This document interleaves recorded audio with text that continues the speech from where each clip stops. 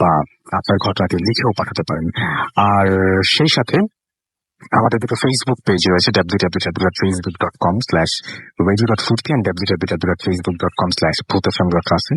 এই দুটো অ্যাড্রেসে গিয়ে আমাদের যে পোস্ট রয়েছে আজকে, সেই পোস্টে আপনি লাইক দিতে পারেন, কমেন্ট করতে পারেন, শেয়ার করতে পারেন, যেটা আপনার পছন্দ করতে পারেন। তো আমাদের আজকের শুরু করছি খুবই চমৎকার। এবং যারা এই সময় আমাদেরকে সময় দিয়েছেন তাদেরকে অনেক অনেক ধন্যবাদ জানাচ্ছি। আপনারা ভালোবাসেন বলেই সেই ভালোবাসার টান থেকেই তারা এখানে উপস্থিত হয়েছেন। তবে তাদের কাছে যাবার আগে প্রতিদিনের মতো আজকেও শুরু করবো একটা ইমেল দিয়ে। আমার কাছে একটা ইমেল এই মুহূর্তে রয়েছে, যে ইমেলটা আমি পড়ে শোনাতে চাই। যেভাবে লিখেছেন ঠিক সেভাবেই। আসসালামু আলাইকুম রাসেল ভাই, চিঠির শুরুতে আমার সালাম নেবেন। আশা করি ভালো আছেন, কারণ আপনি সবসময় ভালোর দলে। আজকে আমি আমার জীবনে ঘটে যাওয়া একটি ঘটনা আপনার কাছে শেয়ার করলাম। একটি ভালো লাগে পরিষেবার বুঝতে গেছি না পারার জন্য দুঃখিত। আমার নাম তুহিন, আমি চাঁদপুরে থাকি। ঘটনাটি ঘটে আজ থেকে 3 বছর আগে, 2015 সালে। তখন আমি ইন্টারমিডিয়েটের ছাত্র। চাঁদপুর সদর থেকে আমি নানুবাড়ি আমার খুব বেশি দূরে নয়। আমরা প্রায় 8 বছর আগে শহর থেকে পরিবার সমেত নানুবাড়িতে শিফট হয়েছি। প্রবাসী, তখন থেকে নানুবাড়িতেই বড় হয়েছি। আজকে আমি যে ঘটনাটি আপনার কাছে শেয়ার করব বা বলতে যাচ্ছি,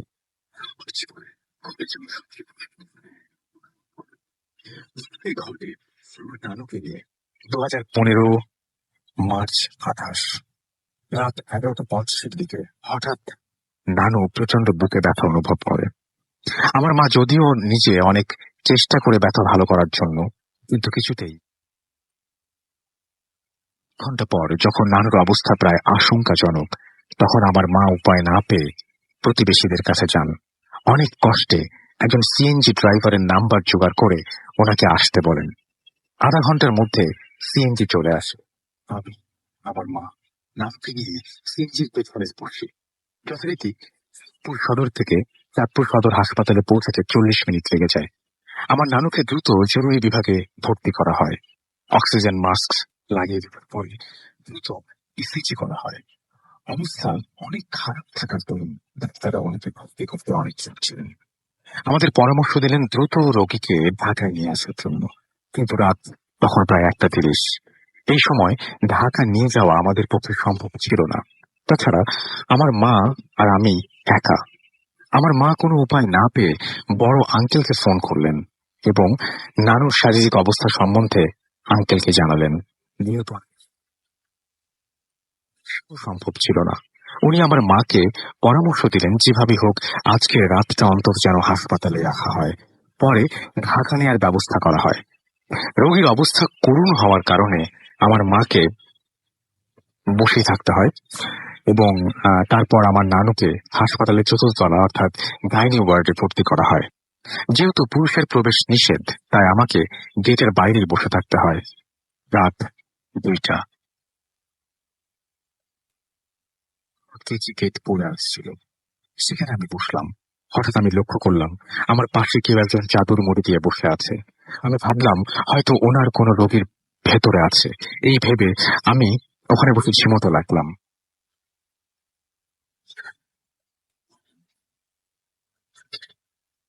ঝিমুনি কেটে গেল। আমি দৌড়ে গেলাম গেটের কাছে। যেহেতু গেটে তালা ছিল, তাই আমি ভেতরে প্রবেশ করতে পারলাম না। আমি বলল ইঞ্জেকশন এবং স্যালাইন দিয়েছে, এখন ঘুমাচ্ছে। আত্মীয়দেরকে ফোন দিতে দিতে ব্যালেন্স প্রায় শেষ। আমাকে রিচার্জ করার জন্য 100 টাকা দিলেন। আমি মোবাইলের দিকে তাকিয়ে দেখলাম 3:10 বাজে। আমি ভাবলাম হয়তো কোনো দোকান খোলা পেতেও পারি। এই ভেবে আমি রওনা দেব, এমন সময় কেউ একজন ডাক দিল, বলল, ভাই কোথায় যান? আমি হতচকিত হয়ে উঠলাম। দেখলাম চাদরে জড়ানো ওই লোকটা বসে রয়েছে। আমাকে আবার বলল, এই তো একটু রিচার্জের দোকানে যাই, আপনার কিছু লাগবে? লোকটি এবার চুপ। আমি কেমন একটা ভয় অনুভব করলাম। চলেন, আমিও আপনার সাথে যাই। যাক, ভালোই হলো, এত রাতে একজনকে পাওয়া গেল। হাসপাতালের সিঁড়ি দিয়ে নামার সময় লোকটির মুখ খুলল। আমাকে জিজ্ঞেস করলো, ভাই এত রাতে কাকে নিয়ে আসছেন? আমি সবকিছু বলার পর লোকটি দীর্ঘশ্বাস ছাড়লেন, রকম হয়ে গেলেন।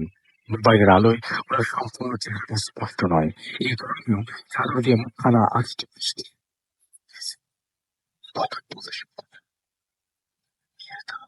বাবা নেই, মারা গেছেন অনেক আগে। একমাত্র মাকে নিয়ে এই পরিবার। আজ সন্ধ্যায় ওনার মার বুকে প্রচন্ড ব্যথা অনুভব করেন। ওরা একজন খাবার খেল, উনি ওনার মাকে নিয়ে চলে আসেন।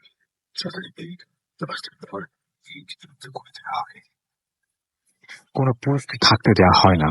ওনার মা নাকি এর আগেও এমন কয়েকবার হয়েছিল, কিন্তু অন্যবার ওষুধ খেয়ে ভালো হয়ে যেত। এবার ব্যথা এত বেশি ছিল যে হাসপাতালে আনতেই হলো। কথা বলতে বলতে আমরা মেইন রোডে চলে আসলাম। কয়েকটা ফার্মেসি আর হাসপাতালের কিছু দোকান খোলা ছিল, কিন্তু ফ্লেক্সি লোড, কিন্তু কোনো রিচার্জ করার দোকান সব বন্ধ। আমি আর উনি হাঁটতে হাঁটতে প্রায় বাস স্ট্যান্ডের কাছে চলে আসলাম, কিন্তু কোনো লোডের দোকান খোলা ছিল না। তাই বাধ্য হয়ে হাসপাতালে ফিরতে শুরু করলাম। হয়তো তুমি বললেন, ভাই তুমি চলে যাও।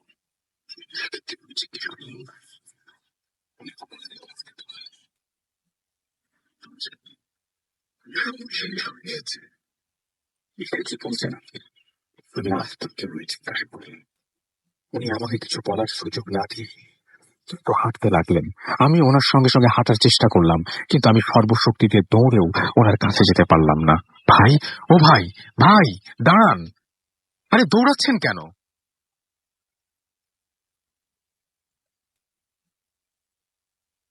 চোখের সামনে কেমন স্পষ্টভাবে হাওয়ায় মিলিয়ে যেতে লাগলেন। মোবাইলের ফ্ল্যাশ লাইট আমার একমাত্র সম্বল। ওনার এমন আচরণে আমি বিস্মিত হয়েছি ঠিকই, কিন্তু খেয়াল করিনি কখন অনেক দূরে। দ্রুত আমি হাসপাতালে ফিরে যাই। পড়িমড়ি করে হাসপাতালের সিঁড়ি বেয়ে চারতলায় উঠি। কই, কোথাও কোনো মানুষের চিহ্ন নেই। একটু আগে চাদরে মুড়ি দেয়া লোকটা সেখানে নেই। আমি ভাবলাম হয়তো এখনো আসেনি লোকটা। এই ৭-৫ ভাবতে ভাবতে ওই পুরোনো কিচি গেটের সামনে বসে ঝিমুতে লাগলাম। ভোর ৬টা ২০। হঠাৎ আমার ঘুম ভেঙে যায়। আমি আমার মায়ের ফোনে রিং করি, নানুর অবস্থা সম্পর্কে জিজ্ঞাসা করি।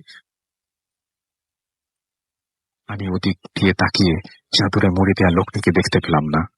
৮টা ৩০, গেট খুলে দেয়া হয়। অনেকেই আমার পরিবারের সাথে দেখা করতে গেটের কাছে ভিড় জমান। আমিও দ্রুত ভিতরে গেলাম। গিয়ে নানুকে দেখলাম স্যালাইন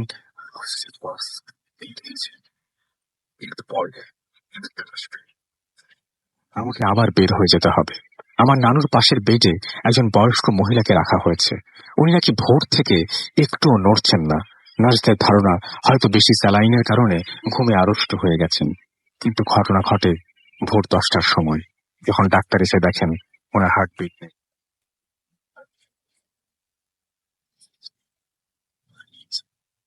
লাশটা নরম হতে শুরু করেছে।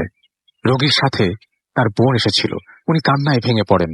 লাশটা অল্প কিছুক্ষণের মধ্যেই হাসপাতালের বেড থেকে অ্যাম্বুলেন্সে করে নিয়ে গেলেন ওনার বোন। আমার মায়ের সাথে নাকি গত রাত্রে অনেক কথা হয়েছিল ওনার। সেই সূত্রে আমি জানতে পারি ওনার এক ছেলে ছিল। ছেলেটা নাকি একটু পাগল স্বভাবের। এলাকার সবার সাথে পাগলামি করতো বলে অনেক মার খেতে হয়েছে। দিন রাত ঘুরে বেড়ানো ছাড়া আর কোনো কাজ ছিল না ওর। ঈদের সময় বাড়িতে এসে ভাত খেয়ে যেত, তো কোনো রাত্রে বাড়িতে ফিরত না। কিন্তু কোনো কয়েকদিন হলো ওর কোনো খোঁজই নেই। অনেক খোঁজাখুঁজির পর ওকে একটা কচুরিপানার ডোবায় পাওয়া যায়।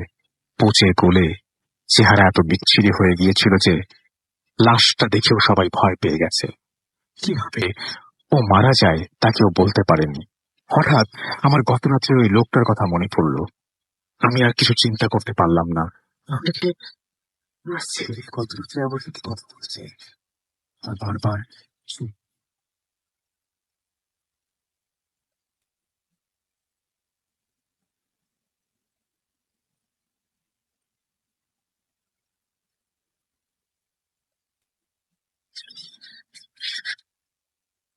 ফুল বলে উড়িয়ে দেবে। কোনোদিন আর কাউকে বলার সুযোগ হয়ে ওঠেনি, তাই আপনাকে ঘটনাটি পাঠিয়ে দিলাম। ভালো লাগলে পড়ে শোনাবেন। আর হ্যাঁ, দুঃখের সাথে বলতে হচ্ছে দীর্ঘ 9 মাস হার্টের ব্যথায় আক্রান্ত হয়ে একদিন ভোরবেলা আমার নানু দেখান করে, মা ওনাকে জানার পাশে আমি। তো এই ছিল ঘটনা। আশা করছি ঘটনাটি আপনাদের ভালো লেগেছে। যেরকম বলছিলাম যে আমাদের স্টুডিওতে এই মুহূর্তে আছেন ডক্টর আলিফ এবং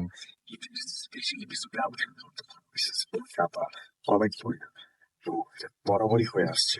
আজকে আমাদের ঘটনা শুনলে তো ডক্টর আলিফ আছেন আমাদের সঙ্গে। আশা করছি যে তার ঘটনাটিও আপনাদের অনেক আনন্দ দেবে। আসসালামু আলাইকুম লিসেনার্স, ঈদ মোবারক।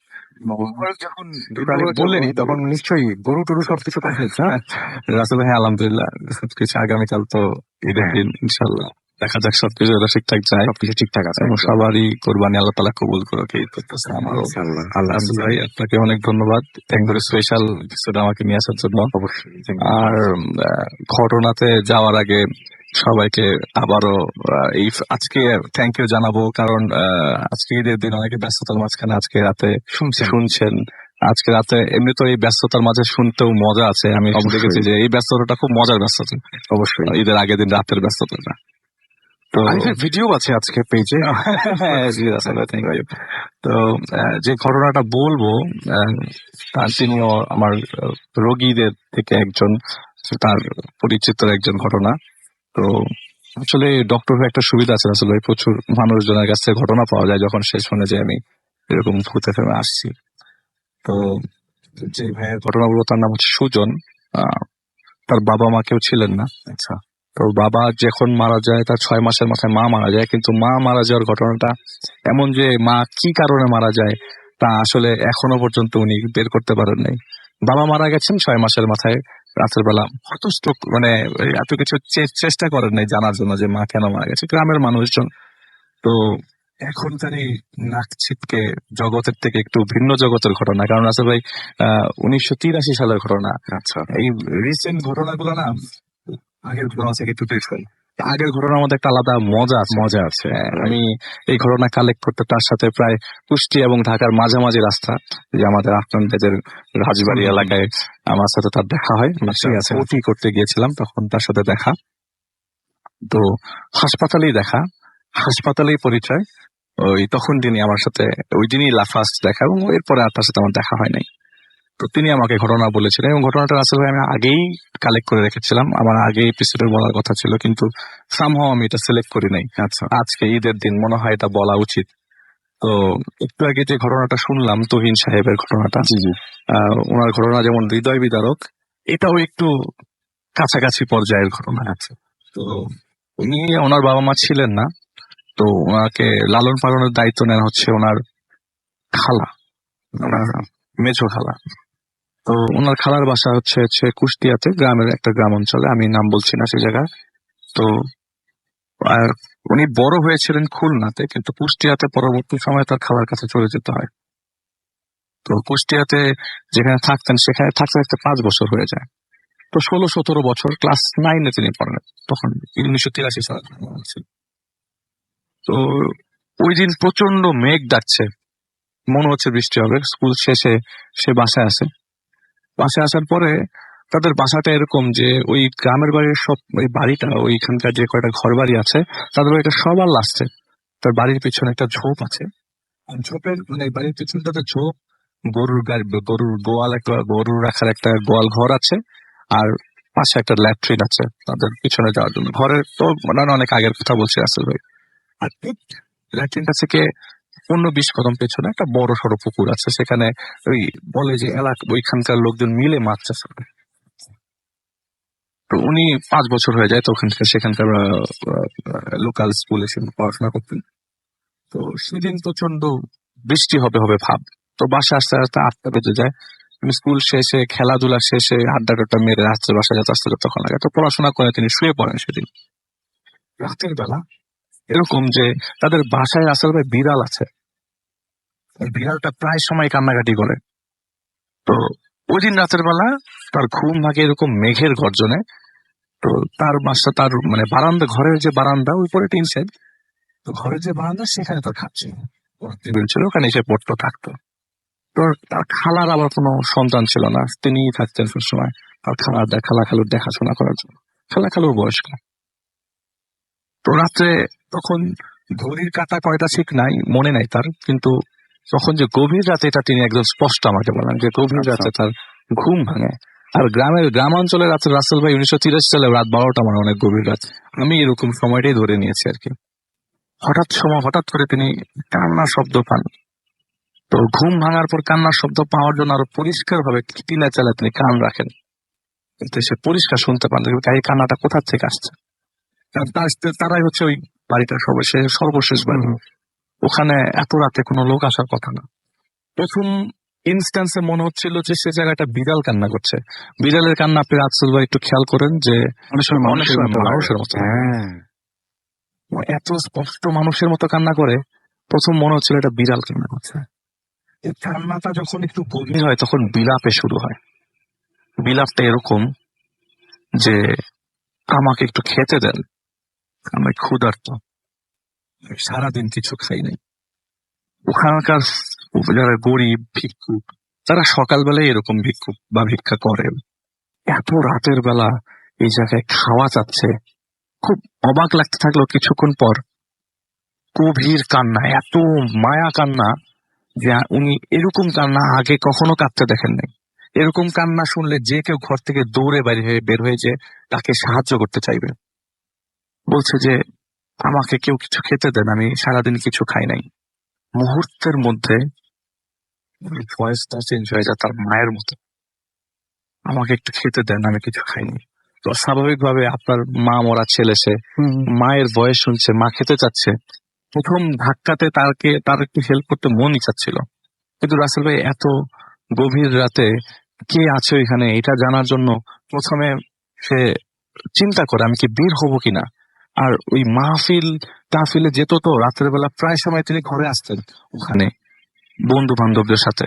তো তার এরকম ছিল যে আমি তো যেতেই পারি রাতের বেলা, কতই তো আসছি আর কত গভীর রাতে বাসায় আসছি, এটা কোনো রাতই না।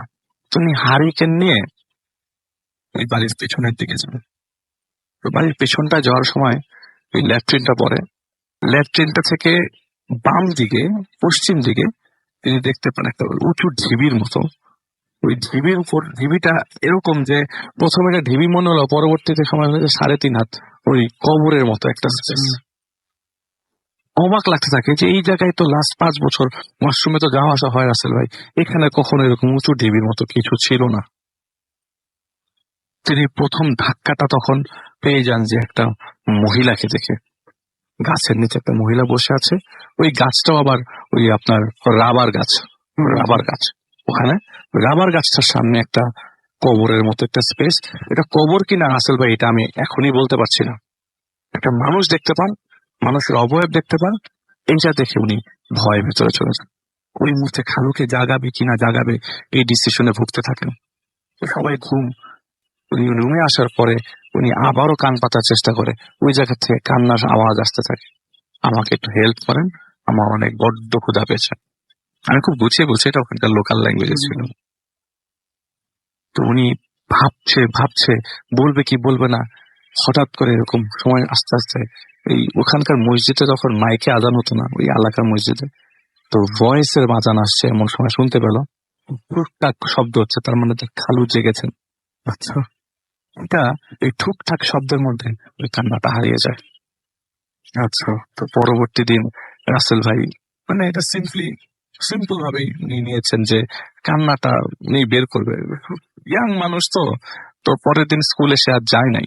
বিকালবেলা তাদের একটা জায়গা আছে, কালভার্টের মতো একটা জায়গা, সেখানে ফ্রেন্ডদেরকে বলে যে এই ঘটনা, আমি তো রাত্রেবেলা গতকালকে আমাদের বাড়ির পেছনে উঁচু ঢিবির মতো পাইছি, কিন্তু বুঝলাম না আমার খালু যতক্ষণ বাথরুমে যায় বা ট্যাটিন ইউজ করে, তারা এরকম ঢিবির কথা কেন বলে না। এটাকে তারা খেয়ালই করে নাই, জিনিসটাকে তো খেয়াল করে না। আমি তো দেখলাম যে রাবার গাছটার সামনে উঁচু একটা ঢিবির মতো হয়ে আছে। তার একটা ফ্রেন্ড খুব ইন্টারেস্ট শো করে যে তোর সাথে আমি থাকবো, আমাকে থাকার ব্যবস্থা কর, তোর সাথে আমি ঘুমাবো। তো এটা প্রথম না যে ফ্রেন্ডটা তার সাথে আজকে থাকছে, এর আগেও সে ফ্রেন্ড ছিল। তো সে ওই ফ্রেন্ডকে নিয়ে যায়, তার ফ্রেন্ডের নাম হচ্ছে সবুজ। তার ফ্রেন্ডকে নিয়ে যায় এবং তার সাথে রাতে থাকার ব্যবস্থা করে। কোনো কান্নার সাউন্ড রাসেল ভাই সেদিন রাতে আর হচ্ছে না। আচ্ছা, খুব অদ্ভুত লাগছে যে কোনো কান্নার সাউন্ড নেই। ওর ফ্রেন্ড হঠাৎ মাথার মধ্যে দুষ্টুমি বুদ্ধি তো এই তিনি বলছি কবরের মতো উঁচু ঢিবি একটা আছে ওইটা দেখে আসি। তো সেখানে তিনি হারিকেন নিয়ে যান। হারিকেন নিয়ে যায় দেখে যে কবরের মতো উঁচু ঢিবি, ওখানে ওই মানুষটা বসে আছে। দুইজন একসাথে দেখছে, কিন্তু ওই মানুষটার মুভমেন্ট নাই, কোনো কান্নার সাউন্ড নাই, কিচ্ছু নেই। এটা দেখে ওনার ফ্রেন্ড কি করে, ওই তাড়ানোর ব্যবস্থা করে, লাঠি ছোটানো। লাঠি মানে গাছের ডাল ভেঙে এই কে এখানে মানে তাড়া করবে, এরকম অবস্থা। ওই মহিলা যখন ওনার দিকে তাকায়, ওনার আর কিছু মনে নাই, উনি ওই জায়গায় অজ্ঞান হয়ে পড়ে যায়। Just এতটুকু মনে আছে যে ওনার ফ্রেন্ডকে চুলের মুঠি ধরে টান দিয়ে নিয়ে যায়। কোথায় নিয়ে যায় জানা না। আচ্ছা, ওই দিন রাতের বেলা। আর সবচেয়ে ইম্পর্টেন্ট কথা হচ্ছে যেটা দেখেছে ওখানে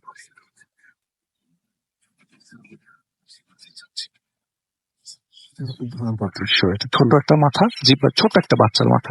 এখন এটা আদৌ বাচ্চার মাথা নাকি অন্য কিছু, তবে যতটুকু এই হারিকেনের আলোতে মনে হচ্ছিল সেটা বাচ্চার মাথা হতে পারে। উনি অজ্ঞান হয়ে যায় আসলে, প্লাস ওনার ফ্রেন্ডকে টান দেয়, ফুলের মুঠি ধরে টান দেয়। পরের দিন সকালবেলা উনি ওনার খালা খালুকে জানায় ঘটনাটা। খালা খালু ওনাকে বাইরেই পায়। তো খালা খালু যখন বাইরে পায় তখন বলে কি অবস্থা, বলে যে আরে ভাই খালু আমার এই হয়েছে রাতের বেলা, সবুজ আসছিল রাতের বেলা, আমি গত পরশু দিনই এই হিসাবে করছি, আজকে গতকালকে রাতে এই ঘটনা ঘটলো। তো ওই দিন আবার সবুজের বাবা মা আসছে, আর ছেলে তো গতকালকে থেকে আসে নাই, তো বাসায় নাকি ছেলে জানায়ও নাই যে উনি রাত্রেবেলা এখানে থাকবেন। তো ঘটনাটা ক্লিয়ার করে সবাইকে বলেন যে এই ঘটনা, আমি রাত্রেবেলা এখানে এই উঁচু ঢিবি আছে, আপনি কি খেয়াল করেন নাই নাকি? আমি আর সবুজ ছিলাম রাত্রেবেলা, তো সবুজকে তো আমি রাত্রেবেলা আমার সাথে থেকে এই অবস্থা হয়ে গেছে। তো উনিও ভীত সন্ত্রস্ত ছিল, সবাই তেমন কিছু বলেন নাই। কিন্তু ওই এলাকা ভিত্তিক ডিসিশন হয় যে আসলে কি আছে এটা দেখার জন্য। প্রথমে ওই জায়গাটা আসলে একটা ঢিবির মতো আসলেই পায়, এবং ডিসিশন হয় যেটা করবে। তো এলাকার লোকজন প্রায় ওই ঘর যে কয়টা ছিল সেখানকার লোকজন বাদেও অন্যান্য এলাকার লোকজনদের মাঝে খবর ছড়ে যায়। তো তারাও কয়েকটা মানুষজন আসে দেখতে। তো কবর খোঁড়ার জন্য রাসেল ভাই আপনি কতটুকু করবেন? 3.5 হাত মানে গর্ত। তো গর্ত করছে কিছু বাচ্চারা, কবর খোঁড়ার একটা বলে নিচে কিচ্ছু নাই, আমি উঠে চলে আসি। হঠাৎ করে তার পা একটা নরম সারফেসের মধ্যে পড়ে, পায়ের থেকে হাত বের করে দেখা যায় একটা হাতের কবজি কবরের ভেতরে। উনি মানে একদম তাজা হাতের কবজি। উনি খুব ভয় পেয়ে যায়, আর সাথে সাথে আরেকটা হাত পায় এবং 4টা পা পায় যত ভেতরে ঢুকে। কিন্তু ভেতরে ঢোকার সময় কবরের ভেতর থেকে কান্নার সাউন্ড তখন সবাই শুনতে পায় আসলে, আর হই হুল্লোড় পড়ে যায় গ্রামের বাড়ির মানুষজন, কি হচ্ছে এই জায়গাটাতে। কবরের ভেতর থেকে কান্নার সাউন্ড এসছে, সাথে সাথে একটা মাথা পাওয়া গেল। তো আমি একটা জিনিস স্কিপ করে গেছি, ওই হাতগুলো পাগুলো উঠিয়ে একটা থালার বস্তার মতো পিছিয়ে ওখানে রাখছিল বারবার। তো এলাকার হুজুরকে ডেকে নিয়ে আসা হয়। তো হুজুর বলছে আপনারা সবাই একটু দুরূদ পড়তে থাকেন আর কালেমা শাহাদাত পড়তে থাকেন। তো উনি যেটা দেখলেন, সবাই যেটা দেখলেন, কালেমা শাহাদাত পড়ার পর হাতগুলা বারবার ভাইব্রেট করছিল, হাত নড়ে নড়ে উঠছিল, হাত আর পাগুলা কালেমা শাহাদাত পড়ার পর নড়ে নড়ে উঠছিল। আরো যখন গভীরে যাওয়া গেল তখন দেখা গেল যে একটা মাথা, মহিলার মাথা। এই মহিলার মাথা দেখে ওইখানের যে ভিড়ের মানুষজন ছিল আসলে ভয় পাচ্ছে না কেউ, কিন্তু সবাই দেখে খুব হতভম্ব হয়ে যাচ্ছে। এই ভিড়ের মাঝখান থেকে একটা লোক অজ্ঞান হয়ে যায়, ওনাকে নিয়ে ছোটাছুটি। পরে ওনাকে নর্মাল করার পর জানতে পারে, এবং ওই মাঝখানে ওনাকে নর্মালের মাঝখানে একদল ওইটাকে ওই লাশ উঠায়, একটা বাচ্চা শুনে লাশ উঠানোর পর এই কাপড়ের কাপড় দিয়ে পুরা লাশটা পেঁচানোর পর এটা বাড়ির উঠোনের মাঝখানে রাখা হয়। তো ওনাকে যখন নর্মাল করা হয়, নর্মাল করার পরে উনি ওনার কাছ থেকে জানতে পারে উনি আবার 1 গ্রাম পরের মানুষ। উনি দেখে অজ্ঞান হয়ে যায়, কারণ উনি বাজারে যাচ্ছিল, সবাই জটলা দেখে। তো সবাই শুনে যে কি জানি অলৌকিক একটা ঘটনা ঘটেছে বাড়ির পেছনে, সেও আসে ইন্টারেস্টে দেখতে। সে বলে এটা আমার পাশের বাড়ির মহিলা, উনি এইখানে কিভাবে আসলো, এই কবর এখানে কিভাবে আসলো। তো পরবর্তীতে এই লাশ ওনাদের বাড়ি, ওই মেয়ের মহিলার বাড়িতে নিয়ে যাওয়া হয়, দাফন করা হয়, এবং শোনা যায় যে ওই মহিলা রাসেল ভাই সুইসাইড করে। যখন সুইসাইড করে তখন উনি প্রেগনেন্ট ছিলেন, এবং যে সুইসাইড করার রিজন তো হচ্ছে ওনার হাজবেন্ড ওনাকে ছেড়ে চলে যায় ওনার বাড়ি থেকে। কিন্তু এই সুইসাইড করার পরে ওনার লাশ কোথায় ছিল এটা কেউ খেয়াল করার খোঁজ নেয়নি, সবাই জানে উনি চলে গেছেন কোথাও। তো পরবর্তী সময় জানা যায় এলাকা ভিত্তিক যে উনি সুইসাইড করেছিলেন, তো লাশ কোথায় এটা কেউ জানতো না। এই জায়গায় চলে আসবে তার বাড়ির পেছনে, এটাও কখনো তিনি কেউ কল্পনা করেনি। তো দাফন কাফন শেষ হয়, দাফন টাফন শেষ হওয়ার পর উনি আর এগুলি কেমন খোঁজ খবর রাখেন না। কিন্তু রাসেল ভাই বাড়ির পিছনে এরকম একটা ঘটনা ঘটে গেছে, ওনার নিশ্চয়ই বাড়ির পেছনে যেতে ইচ্ছা করবে না।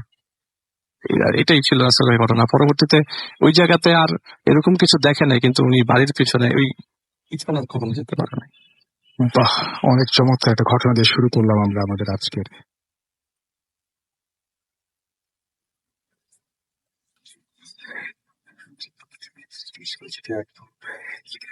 আগের মুহূর্তে কয়েক ঘন্টা আগে প্রচারিত হচ্ছে এবং আপনারা সবাই এই ব্যস্ততার মধ্যে যেভাবে আলিফ যেমন বলছিলেন যে আপনারা সময় দিচ্ছেন আমাদেরকে, জন্য অনেক অনেক ধন্যবাদ।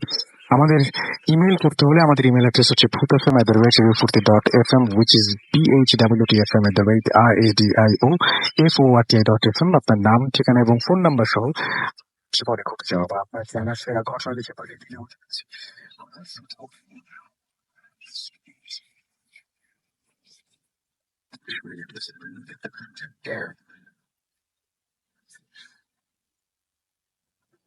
আর আরেকটা কথা, সেটা হচ্ছে যে আমাদের দুটো পেজ রয়েছে, www.facebook.com/radio.furti and www.facebook.com/bhutfm.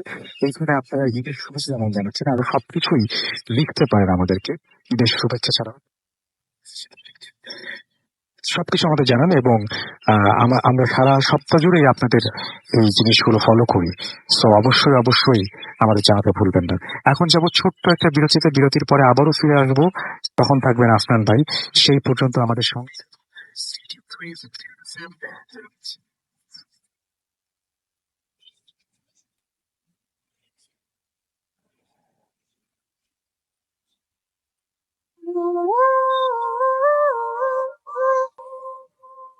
Welcome back. শুনছেন সবসময় রেডিও ফুর্তি 88FM, আর আমরা ঈদ স্পেশাল এপিসোডে আছি আজকে। প্রথম ঈদ স্পেশালে আপনাদের আরো একবার সবাইকে স্বাগত জানাচ্ছি এবং আমি রাসেল আছি এই মুহূর্তে। আমার সাথে রয়েছেন আফনান ভাই এবং মাসুম ভাই তো আছেনই অলওয়েজ মিউজিকে। সো এখন যেটা করব সেটা হচ্ছে সরাসরি আফনান ভাইয়ের ঘটনায় যাব এবং তার কাছ থেকে শুনে আসবো তার জীবনের প্রথম। আসসালামু আলাইকুম। তার একটু কথা বলে নিন না? অবশ্যই। হ্যাঁ, কথা বলে নিন। সেটা হচ্ছে ঈদের প্রস্তুতি কিরকম? ওয়ালাইকুম সালাম। আলহামদুলিল্লাহ ভালো। তো আজকে যেহেতু আসছি এখানে, স্বাভাবিকভাবে বুঝতেই পারছেন আজকে তো বাসায় যাওয়া হয় নাই। তো আসলে রাসেল ভাই, মানে আপনি যখন আমাকে জানালেন যে আসতে হবে, আসলে সত্য কথা বলতে কি, 2013 সাল থেকে তো এখানে আসছি। জি। তো আসলে যখনই মানে রেডিও ফুর্তিতে আসার সুযোগ পাই, তখন সেটা ঈদ হোক, যাই হোক, যে অকেশনই হোক, সেই আমার যাওয়াটা আমি পিছিয়ে দিই। তো যার কারণে আজকে এখানে, এবং এটা কিন্তু টোটালটাই মানে সকল লিসেনারদের ভালোবাসা, মানে আর কিছুই নাই, ভালোবাসাটার জন্যই আমরা কিন্তু আছি এখানে। সত্যি তাই। তো আজকে অসংখ্য ধন্যবাদ আমি জানাচ্ছি যারা রেডিও ফুর্তির সাথে সংশ্লিষ্ট যারা আছেন, স্পেশালি রাসেল ভাই এবং মাসুম ভাই যারা আছেন, তারপরে যারা গেস্ট আমি ছাড়াও আছেন, বাবু ভাই আছেন, আলিফ ভাই আসছেন, তারপরে আর লিসেনারদের কথা কি বলবো, যে আপনারা শোনেন দেখেই তো আজকে রেডিও ফুর্তিতে এতদিন ধরে চলছে এই প্রোগ্রামগুলো। যদি সেই 2010 সাল থেকে শুরু, 2018 সাল, অনেক দিন কিন্তু রাসেল ভাই, একদম অনেক দিন। তো আর এই 2000 এত সময় ধরে একটা প্রোগ্রামের মানে কন্টিনিউ করাটা অনেক কঠিন ব্যাপার। তো আপনাদের ভালোবাসা আছে দেখেই এটা চলছে, এবং আপনাদের ভালোবাসা আছে দেখেই আমরা কিন্তু এখানে আসতে পারি। এবং আমাদের তো হচ্ছে আসলে 8 বছর পূর্তির পরে প্রথম আপনাদের আসা। জি জি, হ্যাঁ সেটাই। তো আমরা ঘটনায় চলে যাই। রাসেল ভাই, আমি এখন যে ঘটনাটি বলবো, তো ঘটনাটি আমাদের রাজবাড়ী জেলার ঘটনাটি আমি শুরু করবো আজকে। আমার ফার্স্ট স্টোরিটা আমাদের রাজবাড়িতে, মানে রাজবাড়ির একদম প্রান্তিক পর্যায়ে, ঠিক বালিয়াকান্দি উপজেলার ঠিক আগের দিকে একটা বিশাল একটা বিল পড়ে। ওই বিলের ঘটনা আমি এর আগে অবশ্য বলেছি। ওখানে একটা গ্রাম আছে, নাম হচ্ছে বারেক গ্রাম। তো বারেক গ্রামের একটা ঘটনা, এটা অনেক আগের রাসেল ভাই, এটা সম্ভবত ব্রিটিশ পিরিয়ডের ঘটনা। এটা ওই এলাকায় লোকজনের মুখে একটা মিথ, মানে একটা পৌরাণিক কাহিনীর মতো হিসেবে প্রচলিত আছে। আমি রাসেল ভাই প্রথম 2011 সালের দিকে আমার ওই ওই বাড়িগ্রামের পাশে আমার এক আত্মীয় বাড়ি আছে, আমার এক বন্ধু আছে নাম হলো আসাদুজ্জামান রনি, যে যার বাড়ি ওই কাছাকাছি আর কি। ও একদিন নৌকায় নিয়ে বর্ষাকালে মানে আমাকে ঘুরতে নিয়ে গেছিল ওই ওই বিলে। তো ওই অনেক দূর যাওয়ার পরে, 2 কিলোমিটার ভিতরে যাওয়ার পরে ও আমাকে একটা জায়গা দেখিয়েছিল, এই জায়গায় একটা ঘটনা আছে, একটা ভৌতিক ঘটনা। তা আমি পরে বিভিন্ন সময় ভুলে গেছি কি ঘটনা ছিল, আমার মনেও ছিল না, আমি ভুলে গেছিলাম। আমি ওই বিষয়টা আমি পরে মনে করে আমি রিসেন্টলি ঘটনাটি মানে কালেক্ট করেছি আর কি। আশা করি সবার ভালো লাগবে রাসেল ভাই। রাসেল ভাই, ঘটনাটি ওই আমাদের যখন দেশ ভাগও হয়নি ওই সময়, কারণ ওই সময়ে বারেগ্রামটা রাসেল ভাই বর্ষাকালে যেটা হয় সেটা হলো ওই টোটালটাই মানে পানির নিচে চলে যায়। ওখানে যারা যে সমস্ত লোকজন থাকেন আর কি ওই এলাকায়, ওনারা ওই মাটি ফেলে ফেলে ওই জায়গাটা উঁচু করে দেন যেখানে ওনারা থাকবেন আর কি, ওটা উঁচু। আর যখন বর্ষাকাল শেষ হয়ে যায় তখন কিন্তু বিশাল পতিত জায়গা পড়ে যেতে, সেখানে ওনারা মানে ফসল টসল ফলান আর কি। আর ওই বাড়িগুলো উঁচু করার ওই সুবাদে রাসেল ভাই প্রত্যেকটা বাড়ির সামনে চিন্তা একটু করে পুকুর রয়েছে। তো যেহেতু পুকুরের মাটি দিয়ে ওই জায়গাটা ওনারা উঁচা করে ওখানে বাড়ি করেছেন, প্রত্যেকটা বাড়ির সামনে আপনি একটা করে পুকুর পাবেন, এখনো পাবেন সেখানে। তো রাসেল ভাই যখন ওখানে ওই ওই সময়টাতে লোকজন কি করতো, বিশেষ করে বর্ষাকালে, আমরা জানি আসলে বর্ষাকাল মানে যখন বৃষ্টি হয় তখন দেখা যায় কি, আমরা কিন্তু জানি যে ওই পুকুর থেকে কই মাছ, টাকি মাছ, শোল মাছ এগুলো কিন্তু উঠে আসে পানির সাথে। তখন কিন্তু ওই অনেকটাই কিন্তু ওই মাছগুলো ধরতে যায়। তো ওই গ্রামে একজন লোক ছিল রাসেল ভাই, মানে ওই লোকটার নাম অনেক আগে, তো লোকটার নামটা আমি সংগ্রহ করতে পারি না যে আসলে এক্সাক্ট ওনার নামটা কি ছিল আর কি। তো উনি ওই বর্ষাকালে ওই যখন বৃষ্টি হতো উনি বুঝতে পারতেন যে এখন হয়তো বা পুকুর থেকে মাছ টাছ হয়তো উঠে উঠে আসবে আর কি। তো উনি কি করতেন, উনি ওই আহ, মানে বের হতেন। আর ওই সময় আসল ভাই ওই টর্চ লাইট ছিল না ওনার। তো ওই সময় যেটা করতেন সেটা হলো, গরিব মানুষ তো, ছাতাও ছিল না। ওই আমরা যে এলাকা যেটাকে বলে নান কচু বলি আর কি, বিশাল বড় কচুর পাতা। তো উনি ওনার বাসার পাশে পাঁচ কিছু ছিল, উনি ওইগুলো ছিঁড়ে নিয়ে মাথায় দিয়ে যাতে পানি না পড়ে আর কি, ওটা মাথায় দিয়ে যেতেন।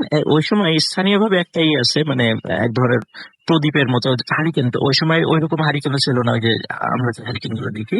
তো ওই সময় সিকিম নামক এক ধরনের একটা জিনিস ওই সময় ছিল, ওনারা নিজেরা বাঁশ টাস দিয়ে এরকম একটা প্রদীপের মতো বানাতেন আর কি, যাতে করে তো ওইটা উনি হাতে নিয়ে বের হয়েছে। তো বের হওয়ার পরে হাঁটছেন হাঁটছেন, হঠাৎ করে উনি মানে পুকুরের কাছে যখন চলে আসেন, আসার পরে দেখে বিশাল আকৃতির একটা শোল মাছ, মানে মানে অসম্ভব রকমের বড়। তো উনি চিন্তা করলেন যে এই একটা মাছ, এটা পুরো গ্রামের লোকই খেয়ে শেষ করতে পারবে না। কিন্তু রাসেল ভাই চিন্তা করেন এই মাছটাকে তো এইভাবে, একটু গায়ে অনেক শক্ত, আমি তো এইভাবে হঠাৎ করে একে ধরে নিয়ে যেতে পারবো না, ও তো লেজে বাড়ি দিয়ে আমাকে ফেলে দেবে। তো উনি চিন্তা করলেন আমি বাসা যেহেতু আমার কাছে, দ্রুত যাই, তো গিয়ে একটা টেটা নিয়ে আসি। রাসেল ভাই টেটা তো মানে মোটামুটি সবাই চেনে আর কি, একটা টেটা নিয়ে আসি। তো উনি সত্যি দ্রুত বাসায় গেলেন এবং টেটা নিয়ে আসলেন। টেটা নিয়ে আসার পরে উনি দেখলেন যে না, মাছ ওই জায়গায় আছে, ওখান থেকে মুভ করে নাই। তো উনি যেটা করেন রাসেল ভাই, ওই টেটা দিয়ে মাছের মানে ঘাড়ের কাছে একটা আঘাত করেন। তো আঘাত করার সাথে সাথে মাছটা মানে একটা তার স্বরে একটা আর্তনাদ করে ওঠে। এমনি মাছ তো শুধু নর্মালি শব্দ করতে পারে না, তখন আর্তনাদ করে ওঠে, সাথে সাথে এক লাফ দিয়ে পুকুরের মধ্যে চলে যায়। তো উনি চিন্তা করেন হারে এই মাছটা ধরতে পারলেন না, কিন্তু পুকুরে যে গেছেন, যে মাছটা যে গেছে কোন পুকুরে, এটা তো উনি মার্ক করে রেখেছে, যাক পুকুরে যেহেতু গেছে, সারা রাত আমি পাহারা দেবো যেন আবার উঠে না আসে, সকালবেলা গ্রামবাসীদেরকে নিয়ে এই মাছটা ধরবোই আমি। রাসেল ভাই সকালবেলা আহ গ্রামের অন্য লোকদেরকে খবর দেন যে এই পুকুরের মধ্যে একটা বড় আকৃতির মাছ আমি কালকে আঘাত করেছি টেটা দিয়ে, এটা এই পুকুরেই আছে, আসলে আমরা সবাই জাল দিয়ে মাছটা ধরি। তো রাসেল ভাই ওখানে যারা ইয়াং আরো যারা ছিল সবাই খুব উৎসাহ নিয়ে জাল টাল ফেলে মাছ ধরার মানে আয়োজন শুরু করেছে। তো সত্যি রাসেল ভাই বেশ কিছুক্ষণ পর যখন জাল ফেলেছে, মানে বড় একটা মাছের মানে উপস্থিতি তারা টের পেয়েছে পুকুরে। আচ্ছা, তো ওরা অনেক কষ্টে সত্যি রাসেল ভাই মাছ ওটা ধরেছে। ধরার পরে যখন উপরে উঠিয়ে এনেছে, দেখেছে আসলে অনেক বড় একটা শোল মাছ। তখন ওরা বলে যে এবার আমরা যেহেতু সবাই মিলে ধরেছি, এটাকে আমরা সবাই টুকরা টুকরা করে আমরা আমাদের মতো ভাগ করে নিব। আসলে গ্রামে তো ওই গ্রামটা খুব বেশি বড় না, ছোট গ্রাম, মাত্র 50 থেকে 55টা ফ্যামিলির বসবাস ছিল ওখানে। এখন মাছ ধরেছে হয়তো বা 30-40 জন। এখন ওনারা এসে বলছে আমরাও তো গ্রামবাসী, আমাদেরকে কিছু ভাগ দাও। কিন্তু যারা মাছ ধরেছে বলে যে না, আমরা এত কষ্ট করে ধরেছি, তোমাদেরকে দেবো না। তখন ওরা ভাবছে, পরে তাদের সাথে কথা কাটাকাটি করে রাগ করে বাসায় চলে যায়, ওনারা আর নেন নাই। বুঝতে ভাই মাছটা ধরার পরে যখন সিদ্ধান্ত হলো এত বড় মাছ মানে বটি দিয়ে তো কাটা যাবে না, বড় কুড়াল দিয়ে মাথাটা আলাদা করতে হবে। তখন কুড়াল দিয়ে যখন মাথা আলাদা করতে হবে, হঠাৎ করে দেখছেন খুবই বৃদ্ধ একজন মহিলা এসে হাউমাউ করে কান্নাকাটি শুরু করেছে ওখানে এসে, বলে মাছটা তোমরা মেরো না, মাছটা ছেড়ে দাও। এবার যে বুড়ি বলে কি, তুমি কোত্থেকে আসছো, তোমাকে তো চিনির আগে কোনো দেখি নেই। বলে আমার বাড়ি পাশের গ্রামে, শুনলাম যে এরকম একটা মাছ তোমরা ধরছো, তো এই জন্য চলে আসলাম, মাছটা মেরো না, মাছটা তুমি ছেড়ে দাও তোমরা। বলে, পাগল নাকি, এত কষ্ট করে ধরলাম এত বড় একটা মাছ, এটা এখন ছেড়ে দিব না, এটা সম্ভব না। তো বুড়ি যখন বারবার নিষেধ করতেছিল, তখন তার কোনো কথা শুনতে যায়, এক পর্যায়ে লোকজন ক্ষিপ্ত হয়ে বুড়িকে মানে এক পর্যায়ে মানে একরকম ঘাট ধরেই ওখান থেকে সরিয়ে দেয়। কিন্তু বুড়ি বারবার ফিরে আসতেছে যে মাছটাকে মেরো না, কিন্তু বুড়ির কথায় কেউ কর্ণপাত করেনি। মাছটাকে কাটা হয়, টুকরো টুকরো করে কাটা হয়। কাটার পরে যারা ওখানে ছিল, যারা মাছ ধরেছে, সবাই মোটামুটি ভাগযোগ করে সবাই নিয়ে যায়। রাসেল ভাই নিয়ে যাওয়ার পরে ওখানে সবাই বাসায় গিয়ে রান্না টান্না করে, খায়ও সেই মাছ। রাত যখন হয়ে গেছে রাসেল ভাই, গভীর রাত, মানে মায়াবী কণ্ঠে মানে খুবই মানে কান্নাকাটি করছে একজন মানে মহিলার আওয়াজ তারা শুনতেছে। সবাই বলতেছে মানে সবাই মানে ওইখানে গ্রামের অনেকেই সেটা শুনেছে, মানে প্রত্যেকটা বাড়ির পাশ দিয়ে গেছে, বললো যে যে আমার ছেলেটাকে এইভাবে তোরা মেরে ফেললি, এটা কি ঠিক হলো? কতবার তোদেরকে নিষেধ করলাম, আমার কথা তো শুনলেই না তোরা। হ্যাঁ, এবং ওর যে শাস্তি তোরা পাবি, যে অন্যায় তোরা করেছিস, হ্যাঁ, তোরা শাস্তি অবশ্যই তোদেরকে পেতে হবে। এরকম খুবই কান্নাকাটি করছিল। এবং আসলে ভাই ওই সময় জানালা যারা খুলেছে, মানে দেখেছে যে একজন বৃদ্ধ মহিলা, ওই যে বৃদ্ধ মহিলাটা, উনি মানে যতটুকু দেখা গেছে উনারই মনে হয়েছে, উনি মানে লাঠিতে ভর করে ওই রাসেল ভাই যে মাছ যেহেতু অনেক বড় ছিল, তার মাছের যে ভিতরের মেরুদণ্ড বা কাঁটাগুলো তো অনেক বড় বড়, তো প্রত্যেকটা বাড়ির পাশে উনি যাচ্ছেন, গিয়ে ওই কাঁটাগুলো সংগ্রহ করতেছেন আর কান্নাকাটি করতেছে যে এইভাবে আমার ছেলেটাকে তোরা মেরে ফেললি, এটা ঠিক হলো না। তো রাসেল ভাই সকালে যখন গ্রামের অন্য সদস্যরা যারা সকালবেলা খেতে কাজ করতে গিয়েছে, ওনারা দেখে খেতে ওনাদের সাথে অনেকেই কাজ করতে আসেন নাই। আজব ব্যাপার, এরা তো সকালে এত দেরি করে না। আহ সবাই জিজ্ঞেস করে, অমুক তো দেখেছো? বলে তো না। আর একজন কথা জিজ্ঞেস করে, বলে, তাকেও দেখি নাই। দেখে যে মানে কালকে যে লোকগুলো মাছ ধরেছিল বা মাছের ভাগ বাটোয়ারা করেছিল, এদের একজনও খেতে কাজ করতে আসেনি। ইনাদের কাছে খুব অবাক লাগে, কি ব্যাপার, ওরা খেতে কাজ করতে আসতেছে না, খেতে তো দেরি হওয়ার কথা না। তো কয়েকজন কৌতূহলী হয়ে বাড়িতে যান, তাদের বাড়িতে। এখন এটা কিন্তু বাড়ির ঘর, ওটার ভিতর থেকে সব বন্ধ করা, এবং তাদের যে গোয়ালে যে গরু ছাগল আছে সেগুলোকেও সকালে কোনো খাবার দেওয়া হয়নি। সেগুলো মানে তাদের স্বরে ক্ষুধায় চিৎকার করতেছে। এখন তারা যখন বাইরে থেকে বারবার নক করার পরে এক পর্যায়ে দরজা ভেঙেই ঘরে ঢোকে একটা ফ্যামিলি। গিয়ে দেখে রাসেল ভাই ওই ফ্যামিলিতে মানে প্রত্যেক সদস্য মারাত্মক জল বসন্তে আক্রান্ত হয়েছে, সবাই বিছানায় শয্যাশায়ী। এখন আর একটা বাড়িতে গেল, দেখি সেখানে একই অবস্থা। এইভাবে রাসেল ভাই ওই দিন যারা প্রত্যেকেই ওই যে মাছ খেয়েছিল, যেটা প্রত্যেকটা ফ্যামিলিতে একই ঘটনা ঘটেছে। এবং রাসেল ভাই ওনারা মাত্র 2 দিনের মাথায় মারা যায়। আর আসলে জল বসন্ত ওটা যখন মানে হওয়া শুরু হয়, একটা আছে না যে ওটা কিন্তু সারা গ্রামে ছড়িয়ে পড়ে। তখন লোকজন ভয়ে, যারা মানে জীবিত ছিল বা যাদের হয় নাই, ওনারা তাড়াতাড়ি করে গ্রাম থেকে সরে পড়া শুরু করে। এবং ওনারা কিন্তু 2 দিনের মধ্যে রাসেল ভাই যারা ওই মাছ খেয়েছিল ওই ফ্যামিলিগুলো একদম মরে সবাই মারা গেছে, সবাই শেষ। এখন ওনারা ওই গ্রাম ওইখান থেকে পাশে চলে যান, তাদের ভিটামিন ছেড়ে দেন না, এখানে আসলে আবার ওই জল বসন্ত হতে পারে। চতুর্দিকে একটা আতঙ্ক, জল বসন্ত ছড়িয়ে পড়তে পারে।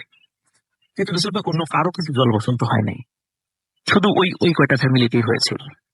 তারপর রাসেল ভাই আর একটা ঘটনা যেটা, সেটা হচ্ছে যে এই ঘটনা ঘটার পরে ওই গ্রামের লোকজন তো সব যারা জীবিত ছিল, খুব বেশি তো ছিল না, 50-55টা ফ্যামিলি ছিল আর কি, ওনারা পাশের গ্রামে শিফট করেন আর কি। আর ওই সময় তো প্রচুর জায়গা পতিত ছিল, ওই সময় তো এরকম মানে ব্যক্তি মালিকানা এত জায়গা ছিল না, প্রচুর পতিত পড়ে থাকতো। সুতরাং ওনারা পার্শ্ববর্তী জায়গায় ওনারা শিফট করে ফেলেন।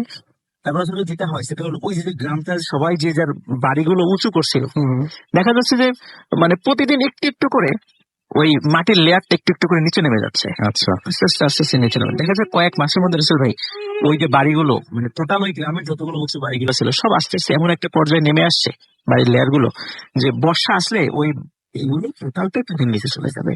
আচ্ছা, এইভাবে রাসেল ভাই একটা সময় ওই টোটাল গ্রামটাই বর্ষার সময় পানির নিচে চলে যেত দীর্ঘ সময়। এই যে একটা মাছ খাওয়া নিয়ে যে একটা গ্রামে এত লোক মারা গেল, এইভাবে যে একটা গ্রাম নিশ্চিহ্ন হয়ে গেল, ওটা তো একটা অভিশপ্ত একটা জায়গা ছিল। আজও ওখানে এই ঘটনাগুলো মানে অনেকের মুখে মুখে ফেরে, হয়তো বা যার সাথে ঘটেছিল তার নামটা অনেকে ভুলে গেছে, সে নামটা এখন জানা যায় না। আসলে আমি একটা জিনিস, আমি এই ঘটনাটা শোনার পরে একটা ফিল করলাম, সেটা হলো যে মাতৃত্ব এমন একটা জিনিস, সেটা মানুষের বেলাই হোক, কোনো পশু পাখির বেলাই হোক, বা কোনো জিনের বেলাই হোক, মাতৃত্ব এমন একটা জিনিস যে সেটা সবার বেলায় একই রকম থাকে। যেমন ওই মাছটাকে যখন ওরা ধরতে গেছিল, ওই বৃদ্ধ মহিলা কত কান্নাকাটি করেছে, তারপরে কেউ কিন্তু তার কথা শোনে নাই। তো স্বাভাবিকভাবেই মানে এই ধরনের একটা অভিযোগ নেমে আসাটা, এটা তো একদম মানে সাধারণ একটা ব্যাপার। কিন্তু আমার কাছে খুব অবাক লাগছে যে ওই মহিলাটা কি আকুতি মিনতি যে তাদের ক্ষেত্রে করেছিল, যে তাদের সন্তানকে যেন হত্যা না করা হয়, কিন্তু কেউ ওটা ভর্তুকি করেন। এখন রাসেল ভাই, বারের গ্রাম যেটা বিশাল বিল আছে, সাধারণত ওইটুকুতে যদি মানে রাতের বেলা অনেকে মাছ ধরে, তো এই যে বর্ষাটা এখন তো মাছ এখন ধরে আর কি, বড় ধরনের যদি কোনো এই ধরনের শোল মাছ টাছ পায়, ওরা কিন্তু ছেড়ে দেয়, ওরা কিন্তু ধরে না। থ্যাংক ইউ সো মাচ আপনার ঘটনার জন্য, আপনাকে অনেক ধন্যবাদ, এবং আশা করছি যে ঘটনাটি আপনাদের অনেক ভালো লেগেছে। আমরা যেটা করবো সেটা হচ্ছে আমরা আবারও একটা বিরতিতে যাবো। বিরতিতে যাওয়ার আগে জানিয়ে দিই যে আমাদেরকে যদি আপনারা ইমেইল করতে চান, আমাদের ইমেইল অ্যাড্রেস হচ্ছে bhutfm@radiofuርቲ.fm, which is bhwtfm@radiofuort.fm। আপনার নাম, ঠিকানা এবং ফোন নাম্বার সহ আপনার জীবনে ঘটে যাওয়া বা আপনার জানা সেরা ঘটনা লিখে পাঠিয়ে দিন আমাদের কাছে। ঘটনার শুরুতে অবশ্যই উল্লেখ করুন যে ঘটনাটা আপনি স্টুডিওতে এসে শেয়ার করতে চান, নাকি আপনি চান আপনার ঘটনা আমরা পড়ে শোনাই। যারা দেশের বাইরে রয়েছেন তারা সরাসরি অডিও ক্লিপ আমাদের কাছে। এখন আমরা বিরতিতে যাচ্ছি, বিরতির পরে আবার ফিরে আসি। তার আগে একটু ফেসবুক পেজের অ্যাড্রেস দিয়ে যাই, www.facebook.com/radio.furti and www.facebook.com/Russell। ফিরে আসবো ডক্টর আলিফকে নিয়ে কিছুক্ষণের পরে। সেই পর্যন্ত সবাই আমাদের সঙ্গে থাকুন। স্টে টিউনড টু রেডিও ফুর্তি and Radio Furti. Bhoot FM, the night comes alive.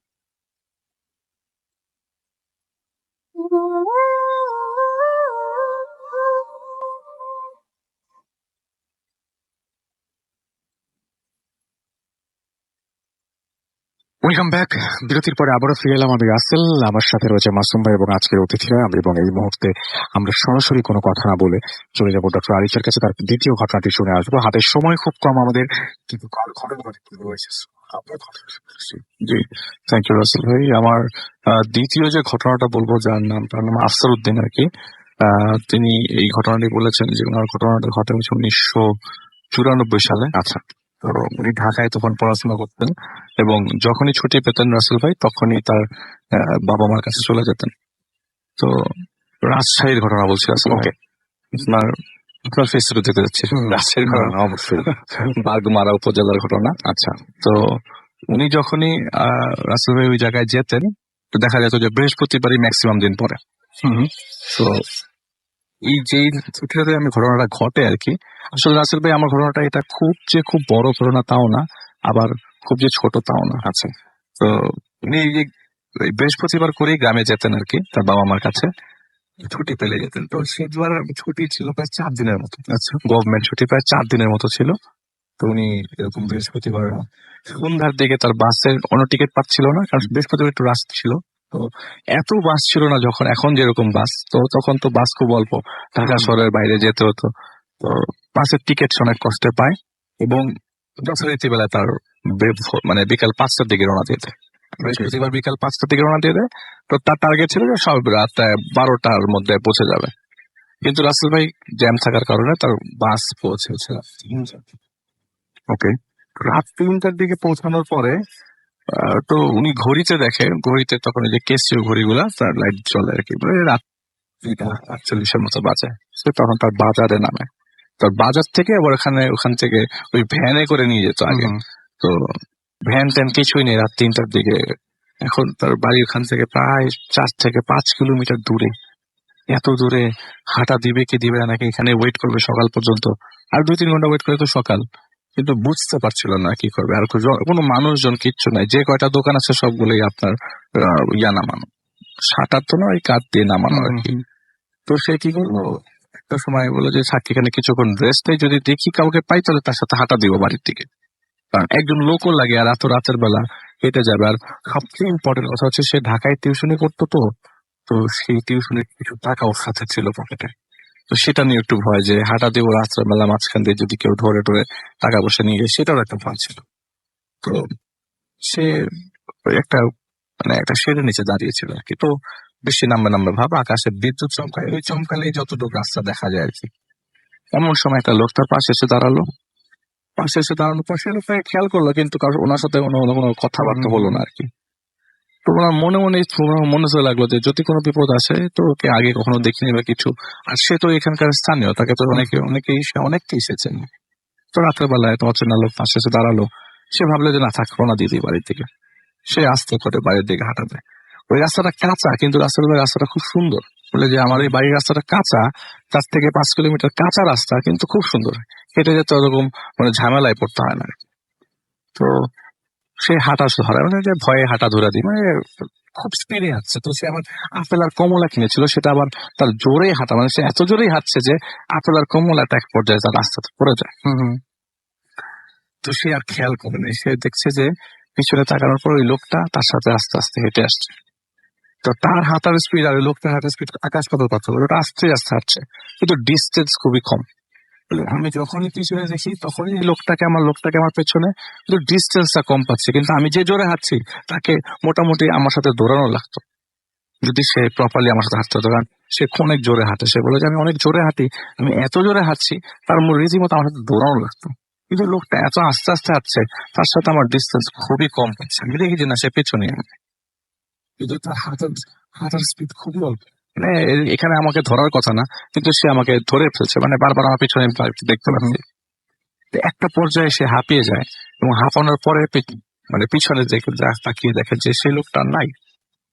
আচ্ছা, ওই লোকটা কোথায় চলে গেল? আর এই মাঝখান দিয়ে চারিপাশে ধান খেতে, এই মাঝখান দিয়ে যাওয়ার কোনো জায়গা নাই। ধান ক্ষেত গুলো এরকম যে আপনি হেঁটে চলে যেতে ইচ্ছা করবে না এত রাতের বেলা। সাপ টাপ থাকতে পারে, মানে সুস্থ মানুষজন এই রাস্তা দিয়ে রাত্রেবেলা এইখানে নেমে যাবে না। এই লোকটা তাহলে কোথায় গেল? সে একটা পর্যায়ে লক্ষ্য করলো যে আমি সেটা রেস্ট নিচ্ছিল আর কি, যে এত রাতের বেলা আর এতটুকু জার্নি করে আসছে, বাসের মধ্যে ঘুমটাও প্রপারলি হয় নাই। তো সে খুব মানে টায়ার্ড হয়ে বসে পড়ে রাস্তার মাঝখানে। হঠাৎ করে তার পাশে একটা লোককে তিনি লক্ষ্য করতে পারেন যে একটা লোক হেঁটে তার পাশে এসে বসলো।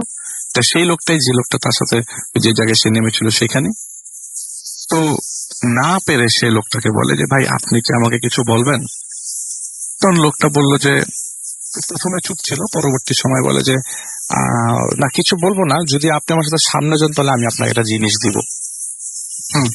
তো এই ভাই বলল যে না ভাই, আমার কোনো কিছু লাগবে না, আপনার কিছু দিতে হবে না। আপনি বাড়ির দিকে হাঁটা দিই, কারণ অনেক রাত হয়ে গেছে। তো বলে আপনি যদি চান তাহলে আমি আপনার সাথে হেঁটে জিনিসটা মানে এগিয়ে আপনাকে জিনিসটা দিতে পারি, আপনি যদি চান। বলে না না, আমি কিছু চাই না, আমি নিয়ে যাবো, আমি চলে যাবো বাড়ির দিকে। বলে না, আপনি একটু নিয়ে যান দয়া করে, আমি আপনাকে একটু রিকোয়েস্ট করছি, জিনিসটা আসলে না নিলে বিপদ হয়ে যাবে আমার। আপনার কি বিপদ হবে? আপনার জিনিস আপনি নেন। তো সে খুব কাকুতি মিনতি করে যে আপনি একটু সামনে এগিয়ে গেলে আমি আপনাকে জিনিসটা দিয়ে দিতে পারবো, জিনিসটা আপনাকে নিতে হবে। তো লোকটা মানে একটা পর্যায়ে বিরক্তি নেমে আসে রাসেল ভাই। তখন ভয়ের বদলে বিরক্ত কাজ করছে। ধর্মী আপনি জানতো আমি বাড়ির দিকে হাঁটা দিই। তো হাঁটতে হাঁটতে একটু পর্যায়ে সামনে সেই লোকটা আবারও তার পিছনে চলে আসে এবং তার সাথে সমান তালে হাঁটতে থাকে। বলে যে ভাই, আপনাকে আমি রিকোয়েস্ট করলাম জিনিসটা নেওয়ার জন্য, সামনেই আছে, আপনাকে কষ্ট করতে হবে না, খালি একটু নিচে নামতে হবে বিলের দিকে। তো সামনে একটা বিল ছিল তখন, এখন এটা ভরাট হয়ে গেছে। সে বিলের দিকে তিনি মানে সে নামে নাই, সে রাস্তার মধ্যে দাঁড়িয়ে। তো ওই লোকটা নিচে না বলে আপনি একটু এদিকে আসেন, আপনাকে এই জিনিসটা নিতেই হবে, কারণ এখন যে কন্ডিশন তাদের দেরি হয়ে যাবে। বলে কি হয়েছে? বলে যে আপনাকে এই লাশটা নিয়ে যেতে হবে। তো সে নিচে নেমে দেখে যে আসলেই একটা লাশ পড়ে আছে। বলে যে আমি একা কিভাবে নেবো, আপনি কেন নিবেন না? লোকটাকে জিজ্ঞেস করে যে আপনি কেন নিবেন না? তখন ওই লোকটা বলে যে আমি আমার নিজেকে কিভাবে নিব। ও মাই গড, এটা তো সবচেয়ে বড় টুইস্ট। আমি তো আমার নিজেকে নিতে পারবো না, আপনাকে একটু কষ্ট করে নিতে হবে, লাশটা পচা ধরলে আপনি কিছু করতে পারবেন। দয়া করে আপনি পচে গেলে আর ধুস্ত করবেন, আমার পছন্দ এখনো তাজা আছে, তুই দয়া করে আমাকে একটু নিয়ে যান। তো কাপড়টা সরাই দেখে এটা তো একটা মহিলা। আপনি নিজেকে ধরবেন, এটা কি বললেন উল্টা পাল্টা কথা, এটা তো মহিলার লাশ। ওই লোকটা আবার ডাক মেরে বলছে এটা তো মহিলার লাশ। বলে যে আমি যদি মহিলায় দৌড়ে আসতাম তাহলে আপনি তাড়াতাড়ি আসতেন, আমি এই জন্য আপনার সাথে সাথে আসছি, আমি আপনার কন্ডিশনটা দেখে আসছি, এখন দয়া করে আপনি আমার এই লাশটাকে দাফন করার ব্যবস্থা করেন, এটাই আমি।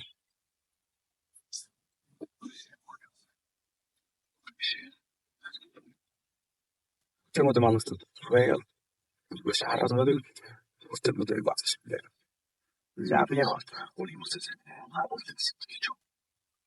আমি ধরে কাপড়টা উঠানো, আমি লাশ ধরার সাহস করতে পারছি না। আমি কাপড়টা ধরে দেখলাম আমি কি আদৌ জীবন্ত আছে কিনা, আমি মারা গেছি কিনা কে জানে। যে না, আমি কোনো স্বপ্ন দেখছি না, আমি জীবিত আছি, একটা লাশ আসলেই আমার সামনে, এই যে কাপড় ধরতে পারছি আমি। আমি এখন এটাকে কি করবো, এত রাতের বেলা, রাত তখন 3টা, 3:30, 4:30 বাজে। তো তার সে মাথায় হাত দিয়ে বসে আছে এবং লাশ থেকে দূরে সরে এসে বসে আছেন। কি করবে, কারণ এটা তো উঠাতেও গেলেও রাসেল ভাই একা সম্ভব না, রাইট? হঠাৎ করে তিনি দেখে দূর থেকে একটা লোক গান গেতে গেতে আসছে। প্রথমে ভয়েস শুনে রিকগনাইজ করতে পারেনি, পরবর্তী বুঝলেন এটা বয়স্ক লোক, হেঁটে হেঁটে দূর থেকে ওই বাজারের দিক থেকে আসতেছে, হেঁটে হেঁটে আসতেছে। প্রথমে ভয় পেল যেটা মাতাল টাতাল হতে পারে নাকি, বাড়ির দিকে হাঁটাতে লাশ লাশের জায়গায় থাকো। পরবর্তী সময় সে দেখলো না, ওয়েট করি, যদি তিনি সামনে আগান তাহলে আমাকে সে হেল্প করতে পারবে। তো পরবর্তী সময়ে আরেকটু বলে রাখি, পাশে একটা উপজেলা হেলথ স্বাস্থ্য কমপ্লেক্স ছিল, ওখানে বিভিন্ন রোগী টুগী দেখা হতো আর কি। মানে অনেক মানুষজন অসুস্থ হলেই হাসপাতালে যেতেন। তো ওই লোকটা আসতেছিল, আসার পরে একটা পর্যায়ে যখন সামনাসামনি চলে আসলো, উনি আসতেছে অনেক দূর থেকে, মানে এত ক্লিয়ার স্পষ্ট শোনা গেছে যে দূর থেকে এটা লোক আসতেছে। কারণ আসছে, সামনে আসার পর উনি বললো যে ভাই আমাকে একটা হেল্প করেন, এক লোক আমার এই লাশটা ধরাই দিয়ে গেছে, আমাকে এটা তো দাফন টাফনও করা দরকার, মানবিক দিক থেকে লক্ষ্য করলে তো আসলেই দাফন করা দরকার, একটু দয়া করে ব্যবস্থা করেন। ওনার সাথে যে একটা লোক আসছে এটা উনি ওনাকে বলেন, উনি যদি এবার ভয় পেয়ে যায় তাহলে ওনাকে সাপোর্ট করবে না। লাশ খুলবে না, ওই লোক এসে বলে এই যে লাশটা, বলে যে এখানে তো কোনো লাশ নেই, আপনি কার, আপনি বাড়িতে চলেন তো, আপনার মাথা টাথা ঠিক নাই, বাড়ির দিকে হাঁটেন। কোথার থেকে আসছেন? ঢাকা থেকে আসছে। নিশ্চয়ই অনেকক্ষণ জার্নি করে আসছেন, বাড়ির দিকে হাঁটাতেন, আপনার মাথা ঠিক নাই, এখন হয়তো ভুলে কিছু টিরুল দেখতে পারেন, আপনি রাস্তা হাঁটা, আর এই জায়গাটা ভালো না। কেন ভালো না এই জায়গাটা? বলে এই জায়গা দিয়ে আপনি কি আগে কখনো চলাফেরা করেননি? বলে এটা আমার বাড়ি এই জায়গায়। বলে এই জায়গায় আপনি কিভাবে চলাফেরা? সবসময় দিনের বেলায় চলাফেরা হয়েছে এবং ভ্যানের মাধ্যমে চলাফেরা হয়েছে। বলে রাতে কখনো চললেন না?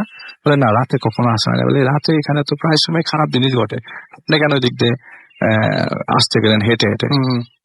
আপনাকে আমি পাইছি, আমি নিজেই ভয়ে ভয়ে আসছি, আপনাকে আমি পেয়ে গেলাম, গান গেতে গেতে আপনাকে পেয়ে গেলাম। তো এখন আপনি লাশ দেখতেছেন, এখানে কোনো লাশ নেই, আপনাকে আমি বাড়ির দিকে আগাতেই চলেন। আগাতে হাঁটতে হাঁটতে তার কাছ থেকে কিছু ঘটনা পাই যে উপজেলা স্বাস্থ্য কমপ্লেক্সে অনেক মরা বাচ্চা টাচ্চা আছে। বাচ্চা টাচ্চা ওই জায়গায় এসে কবর দেওয়া হয়, পাশে একটা জায়গা আছে, ছোট বিলের পাশে একটা ছোট জায়গা আছে, ওখানে অনেক লাশ টাশ দাফন করা হয়। এবং দাফন মানে কি, যে বিয়ারিশ লাশ আছে এবং বাচ্চা কাছে মারা যায় না, অনেক মরা বাচ্চা টাচ্চা এই জায়গায় দাফন করে চলে যায়। এই জায়গাটা এমনিতেই খুব খারাপ জায়গা, পিশাচ টিশাচ থাকে। আপনি এই জায়গায় এইভাবে আর কখনো চলাফেরা করে, যে ঢাকা থেকে রওনা দিলে রাতে রওনা দিবেন, সকালে এসে পৌঁছবেন, এরকম সময় রওনা দিনে যখন আপনাকে রাতে নামতে হয়। তো একটা সময় রাত্রের বেলা থেকে বাড়ি পর্যন্ত নামা যায়। এরপর থেকে আশেপাশে কখনোই রাস্তা দিয়ে চলাফেরা করার সময় রাতের বেলা চলাফেরা করার নাই, এবং গ্রামের তখন ওই জায়গায় যাওয়াই কতবার হয়েছে, দিনের বেলা গেছে, দিনের বেলা, রাতের বেলা, দিনের বেলা রওনা দিয়ে ঢাকায় চলে আসছে।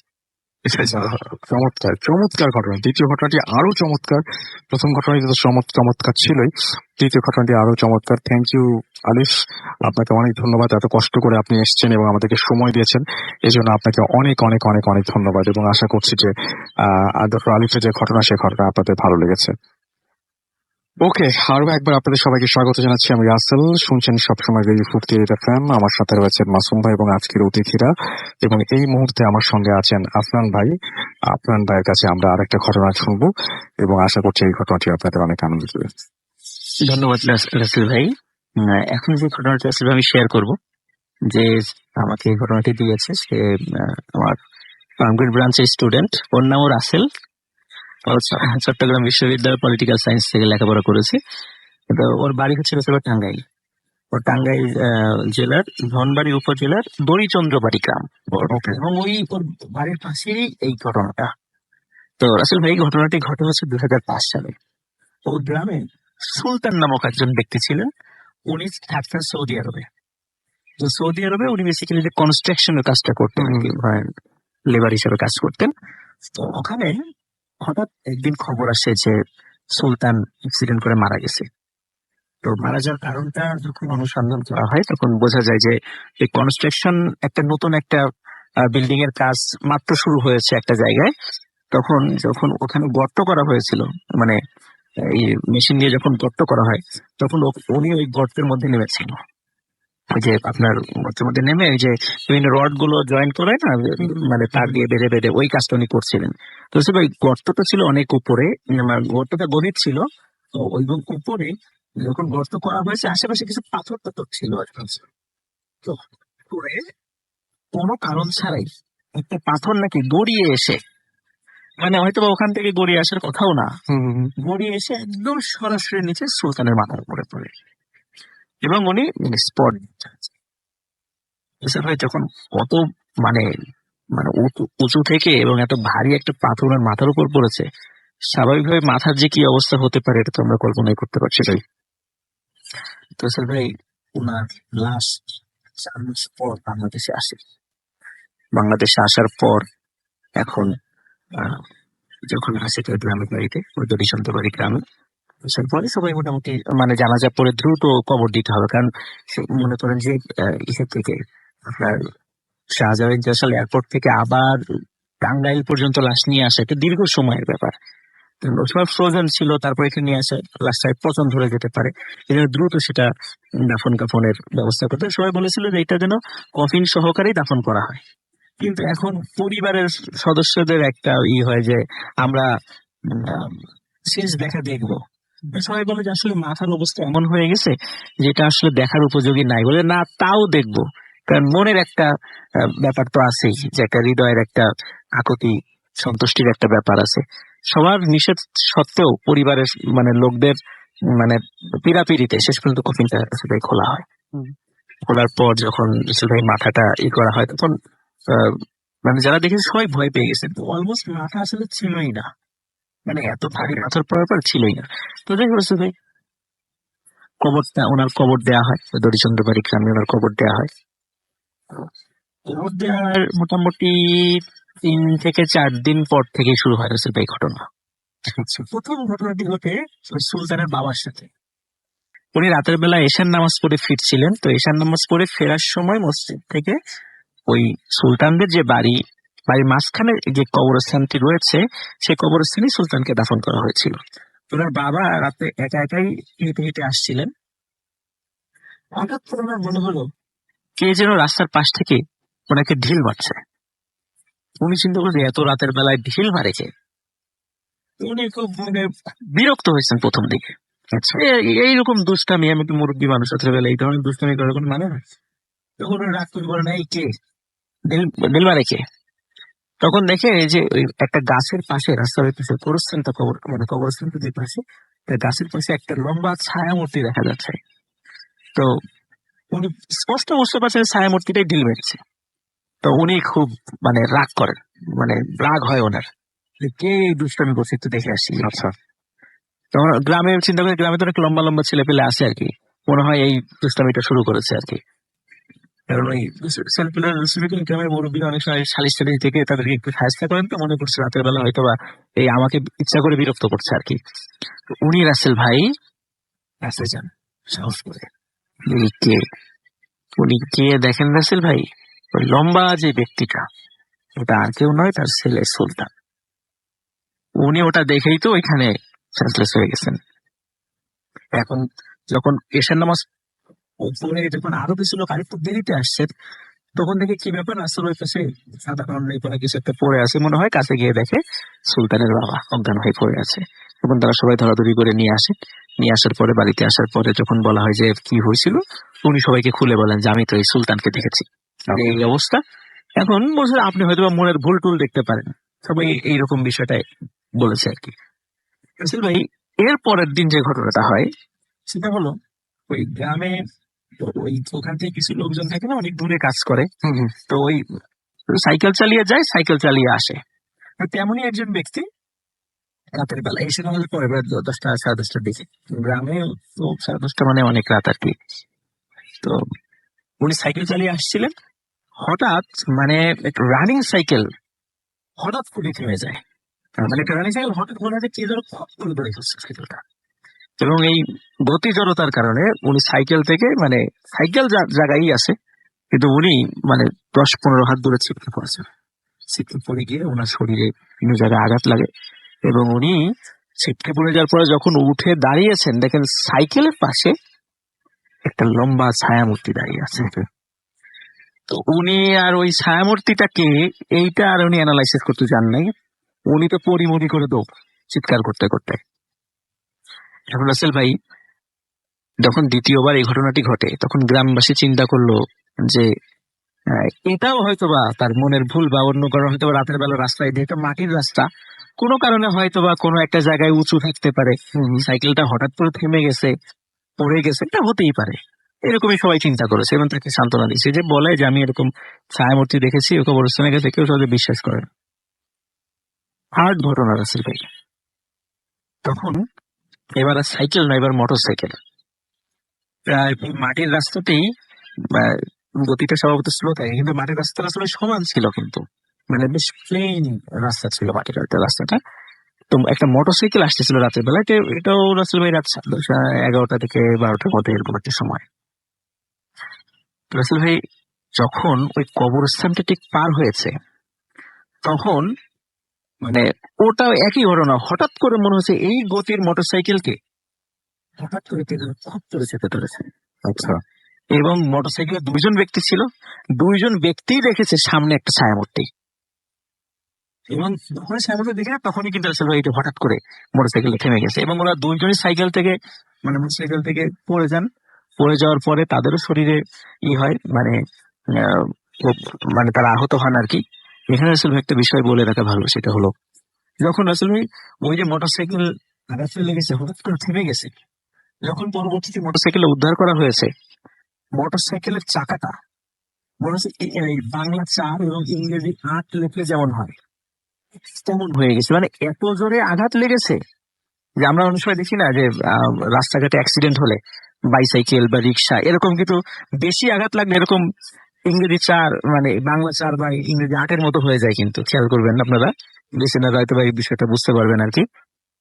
আসলে একটা ফাঁকা জায়গায় তারা চিন্তা করলো এই জায়গায় কোনো এরকম কোনো বাধা নাই, কিছু নাই, এত জোরে আঘাতটা লাগলো কিসে?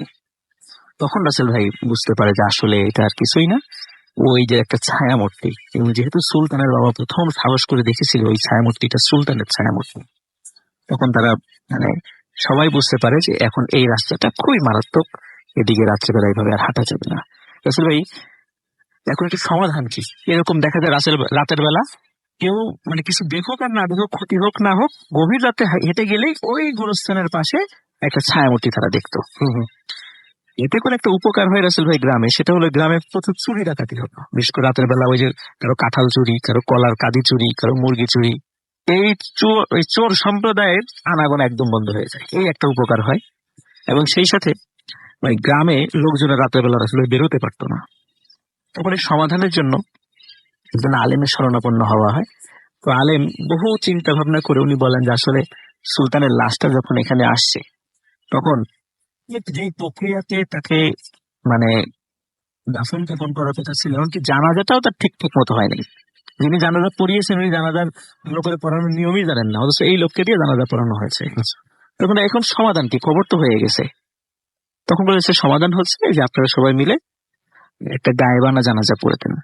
সে তো জানাজা তো হয়ে গেছে, একবার কবর হয়ে গেছে, আপনারা সবাই মিলে একজন ভালো আলেমকে ডেকে নিয়ে গায়েবানা জানাজা পড়ে দেন। তখন আসলে ওই একজন ভালো আলেমকে নিয়ে এসে তখন সুলতানের রুহের উদ্দেশ্যে নতুন করে গায়েবানা জানাজা পড়ানো হয়। আচ্ছা, এরপর থেকে রাসেল ভাই 2005 সালের পর থেকে এখন পর্যন্ত ওই ধরনের কোনো ঘটনা মানে সুলতান কেন্দ্রিক ওইখানে এবার টুকিটাকি ঘটনা এমনিতেও ঘটতেই পারে গ্রামে, ওই যে ঘটনাটা শুরু হয়েছিল ওটা কিন্তু রাসেল ভাই স্টিল নাও এখন পর্যন্ত আর ঘটেনি।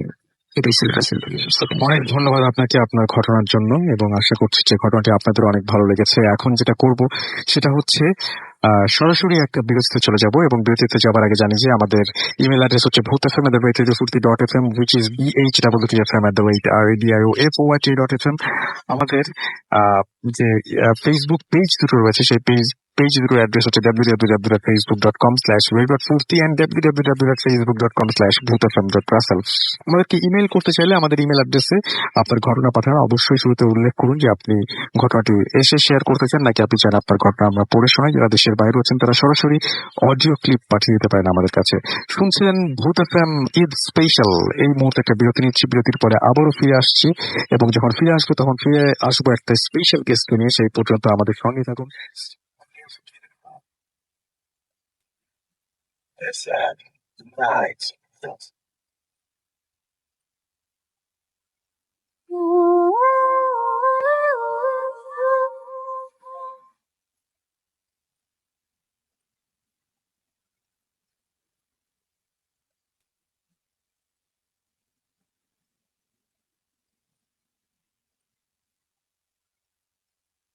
Welcome back. শুনছেন সবসময় রেডিও 48 এফএম। আমি রাসেল আছি সাথে।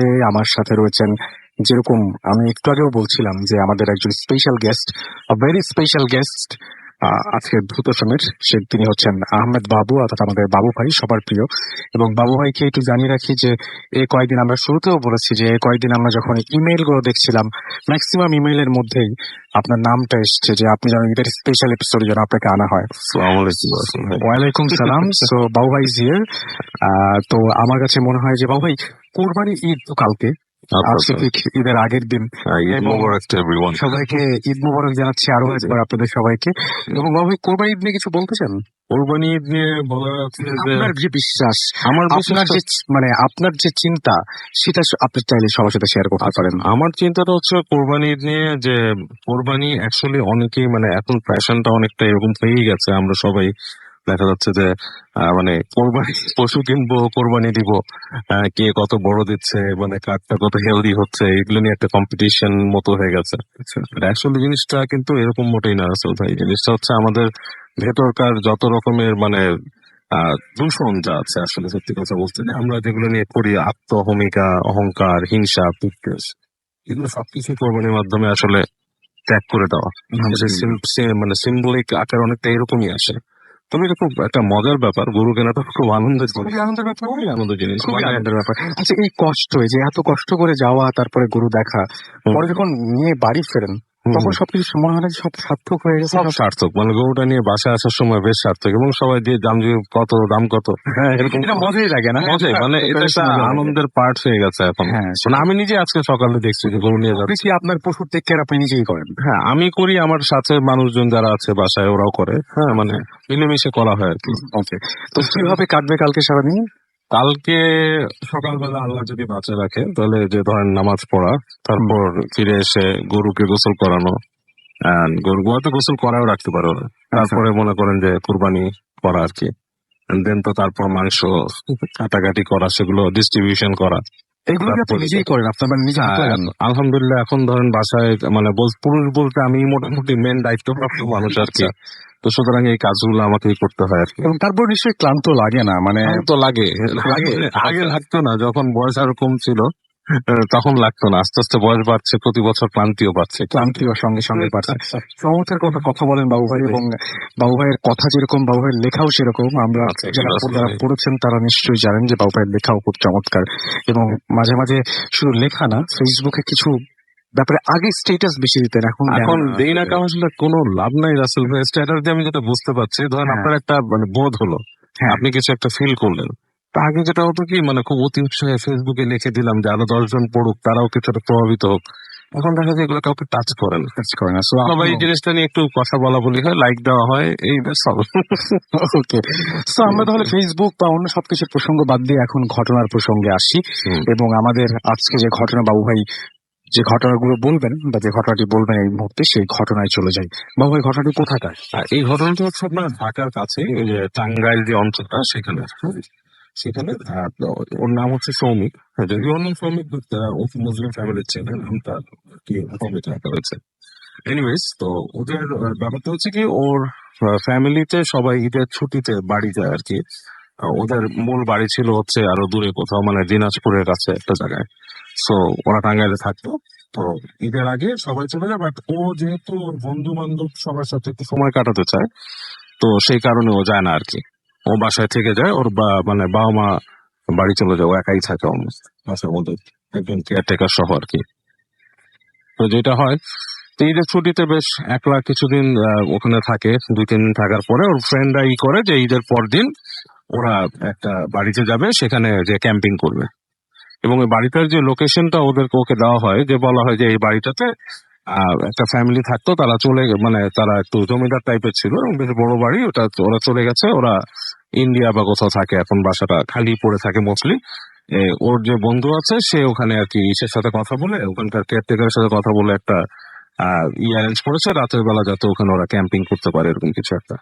যাই হোক, শ্রমিক ওখানে ওদের বন্ধুদের সাথে ওখানে যায়, এবং যেদিন ওরা ওই বাসাটায় যায় দুপুরের দিকে ওরা পৌঁছায়, বাসাটা যেয়ে দেখে যে ও মানে দুপুর মানুষজন খুব কম ওই এলাকায়, তেমনি মানুষ নাই, কারণ ঈদের সময় আরো মানুষ কমে গেছে এলাকায়, একটু খা খা করছে একটা জায়গা।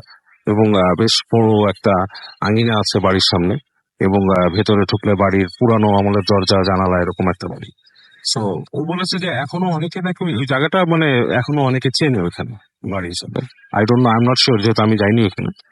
তো দেখ, ওই বাসাটার মধ্যে ওরা যায় যে দুপুরের পর থেকে ওরা আয়োজন করে ওখানে কে কোথায় থাকবে, কি করবে না করবে। সো এইভাবে করে ওদের সময়টা কেটে যায় সন্ধ্যা পর্যন্ত। সন্ধ্যার পরে মোটামুটি আয়োজন করে ওরা আড্ডা টাড্ডা মারে, এবং ওদের মধ্যে একজন তখন ওই বাসার কাহিনী বলতে থাকে ওদেরকে, যে এই বাসার মধ্যে কি মানে বাসাটা মানে কার ছিল, কিরকম কি হয়েছে এখানে। তো ঘটনা উঠে আসে যে ওই বাড়িতে ওদের যে বাড়ির যে ফ্যামিলি ছিল তাদের একজন মানে মাসি আর কি, খালা হয়, তিনি নাকি ওই বাড়িতে মারা গিয়েছিলেন আত্মহত্যা করে। তো অনেকে নাকি মনে করেন যে ওখানে ওই মাসিকে দেখা যায় এরকম কিছু, এবং আরো কিছু এরকম মানে ভয়ের কথা ওদেরকে বলে যে এখানে এরকম এরকম হয় এসে। তো এটা শুনে ওর মধ্যে একটু ভয় কাজ করা শুরু করে, ওদের সবার মধ্যে ভয় কাজ করা শুরু করে। তো সবাই মোটামুটি চায় যে একটা রুমের মধ্যে থাকবে এরকম। কিন্তু শ্রমিক মোটামুটি ও বলে যে না, আমি আসলে একলা ওরকম থাকতে মানে সবার সাথে একসাথে থাকতে চাচ্ছি না, তাতে আমাকে তোমরা ওই পাশে যে রুমটাতে আমি থাকতে চেয়েছি ওটাই দিও তোমরা। তো ও বলে ঠিক আছে। তো রাত্রেবেলা ওরা ওখানে থাকে। তো আড্ডা মেরে যখন নাকি আপনার রাত গভীর হয়ে গেছে, ধরেন 11টা-12টার সময়, যে যার রুমের মানে যে ওরা চলে যায় 4-5 জন একদিকে, আর ওর রুমটা যেখানে থাকার কথা বলছে ওখানে চলে যায় রাতে। তো রাত্রে যখন ও ঘুমাইছে মানে শুয়ে আছে, শোয়ার খুব ভালো কোনো ব্যবস্থা না, পুরানো আমলের খাটের মধ্যে ওই যে আপনার ওই চাদর মুড়ি দিয়ে আর কি শুয়ে আছে। তো বলতেছে যে একটা সময় ওর কাছে ফিল হয় যে ওর এই যে বাসাটার ভিতরে যে ওই দরজার ওই পাশে মনে হয় যে কেউ হাঁটা চলা করে, সাউন্ড হচ্ছে। তো মনে মনে চিন্তা করে হয়তো ফ্রেন্ডরা ওখানে হাঁটা চলা করতেছে, যেটা রেস্টটা অনেক নর্মাল ভাবে না। তো একটু পরে ফিল করে যে ওর যে দরজাটা, রুমের দরজাটা, ওটা টুপ করে ধাক্কা দিল, মানে ইটস লাইক কেউ একজন নক করার মতো, নক ঠিক না, জাস্ট হাত দিয়ে একটা পুশ করলো এরকম। তো ও তখনও ভাবে যে ওর ফ্রেন্ডরা মনে হয় ওর সাথে দুষ্টুমি করতেছে, আচ্ছা, যে সামথিং স্বাভাবিক, যে ও যেহেতু ভূতের গল্প বলছে এবং এই সেইখানটা। তো জিনিসটাকে সে অনেক ভাবে স্বাভাবিক নেওয়ার চেষ্টা করে, বলে যে আসলে এটা কিছুই না, ফ্রেন্ডরা এরকম করতেছে। আবার শুয়ে থাকে, আবার অনেকক্ষণ পর ধপ করে এরকম দেখা যায়। তো এইবারও সে মনে করতেছে বন্ধুরাই এরকম দুষ্টুমি করতেছে। তো ও যেটা করে, ওরে কি আস্তে করে খাট থেকে নামে, পা টিপে ওই ইসের কাছে যায়, ওই দরজার কাছে যায়। ও চিন্তা করছে এইবার যদি ধাক্কা দেয় ও দরজাটা ঠাস করে খুলে ফেলবে, যাই হোক। এবং ও শিওর যে ওর বন্ধুরা ওখানে থাকবে এবং সে উল্টা মজা নিবে তাদের থেকে। তো ওইভাবে দাঁড়ায় থাকে প্রিপারেশন নিয়ে। তো অনেকক্ষণ চলে যাচ্ছে, দরজা আর নক হয় না। হ্যাঁ, এরকম একটা ইসের মতো ও চুপচাপ দাঁড়া থাকে। হঠাৎ করে দরজার মধ্যে আবার একটা এরকম ধাক্কা মারার সাথে সাথে করে কি দরজার টান দিয়ে খুলে ফেলে। খোলার পর যেটা হয়, ও নিজেই ফ্রিজ হয়ে যায়, যে দরজা খোলার সাথে সাথে মনে হয় যে একটা বাতাস ঢুকলো ঘরের ভিতরে। মানে বাতাসটা হচ্ছে একটা দমকা বাতাসের মতো হালকা, ইটস লাইক কেউ যদি কাউকে পাস করে চলে যায়, মানে পাস করে যায়, পাশ থেকে কিন্তু একটা বাতাসের হালকা সেরকম এটা। এবং ওর কাছে মনে হয় যে ওর ঘাড়ের কাছ থেকে মানে ঠান্ডা বাতাসের একটা চলে গেল, গুজ বাম্পের মতো। ও তাকায় দেখে যে সামনের করিডোরে কেউ নেই, মানে পুরো জায়গাটা ওই জানালার আলো দিয়ে দেখা যাচ্ছে, ওখানে যে পুরানো আমলের জানালাগুলো, এই জায়গার মধ্যে পরিডোর কেউই নেই, শুধু রাত্রের আলো যতটুকু পড়ছে এতটুকুই। এবং তখন ওর গায়ের লোম পুরা পুরো দাঁড়ায় যায়। ও তখন মনে করে যে মানে আমি এটা কি করলাম, মানে হঠাৎ করে কি হলো, মানে কিছুক্ষণের জন্য পুরোপুরি সেন্স হারায় ফেলে। এবং পরবর্তী ও কি করে, মানে ভয় পেয়ে ও বন্ধুদের নাম ধরে ডাকা শুরু করে। এবং এই ডাকের চোটে ওর বন্ধুরাও মনে কোনো ভয় পাইছে, এবং এই কারণে ওর ওই চিৎকার শুনে ভয় পায়, দরজা খুলে না কিন্তু কেউই। তো ও কিছুক্ষণ ফ্রিজ হয়ে ওখানে দাঁড়ায় থেকে তখন একটু পরে নিজে ধাতস্থ হয়, মনে করে যে কিছু মানে কিছু হচ্ছে না, অতটুকুই হয়েছে, আর কিছু হচ্ছে না। তো এরপরে মনে করেন যে দরজাটাকে চাপায়, রুমে আসে। তো চিন্তা করতে থাকে যে ঘটনাটা কি হলো, আসলে কি ভৌতিক কিছু হচ্ছে নাকি ফ্রেন্ডরাই আসলে ধাক্কায় মজা করার জন্য কোনোভাবে একটা কিছু মানে ওরা চলে গেছে বা সামথিং, এরকম চিন্তা করে দরজাটা লাগায়, এসে ও বিছানায় শুয়ে। তো বিছানায় শুয়ে যখন নাকি ওর যখন ঘুম চলে আসছে রাসেল ভাই, এই সময় হঠাৎ হঠাৎ করে ওর হাতটা পড়ে বামে। ওর মনে হয় যে ওর হাতটা ঠান্ডা কিছুর উপরে পড়েছে, লাইক মানুষের শরীর যদি ঠান্ডা হয়ে যায়, মানে মানে ঠান্ডা অসাড়, মানে যেটা নাকি আসলে যে অনুভূতিটা আমরা সাধারণত পাই না।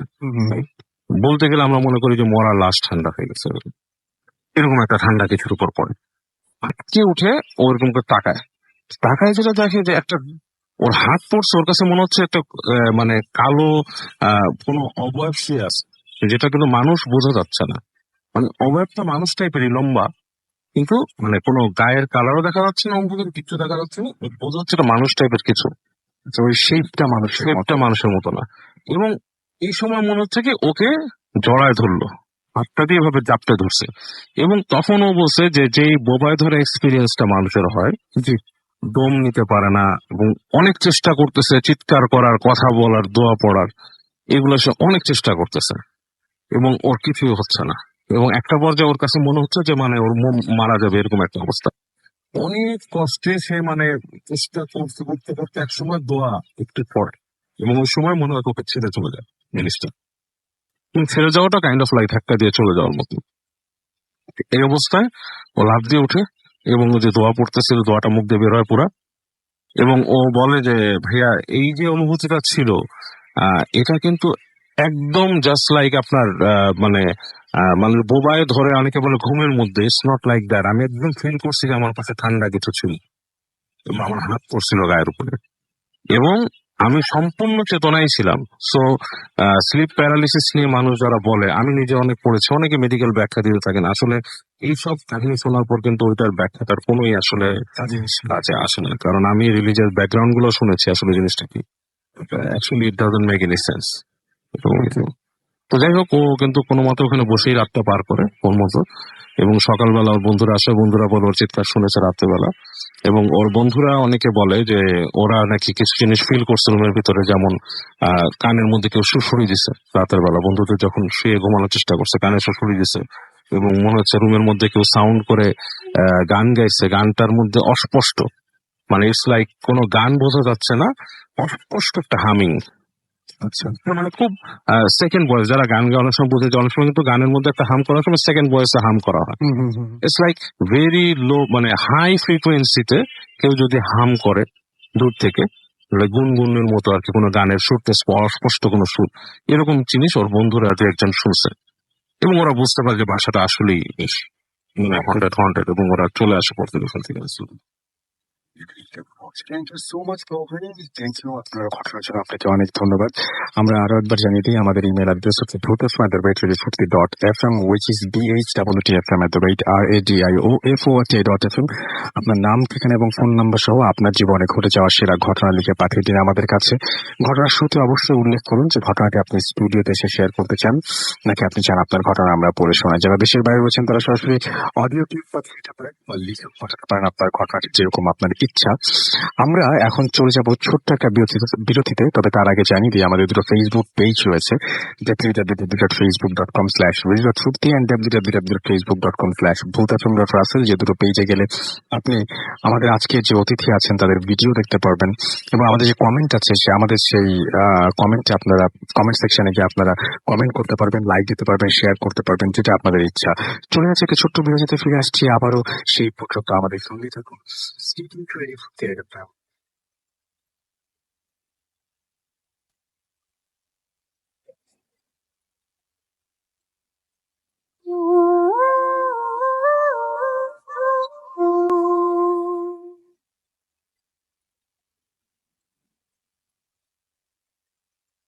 Welcome back.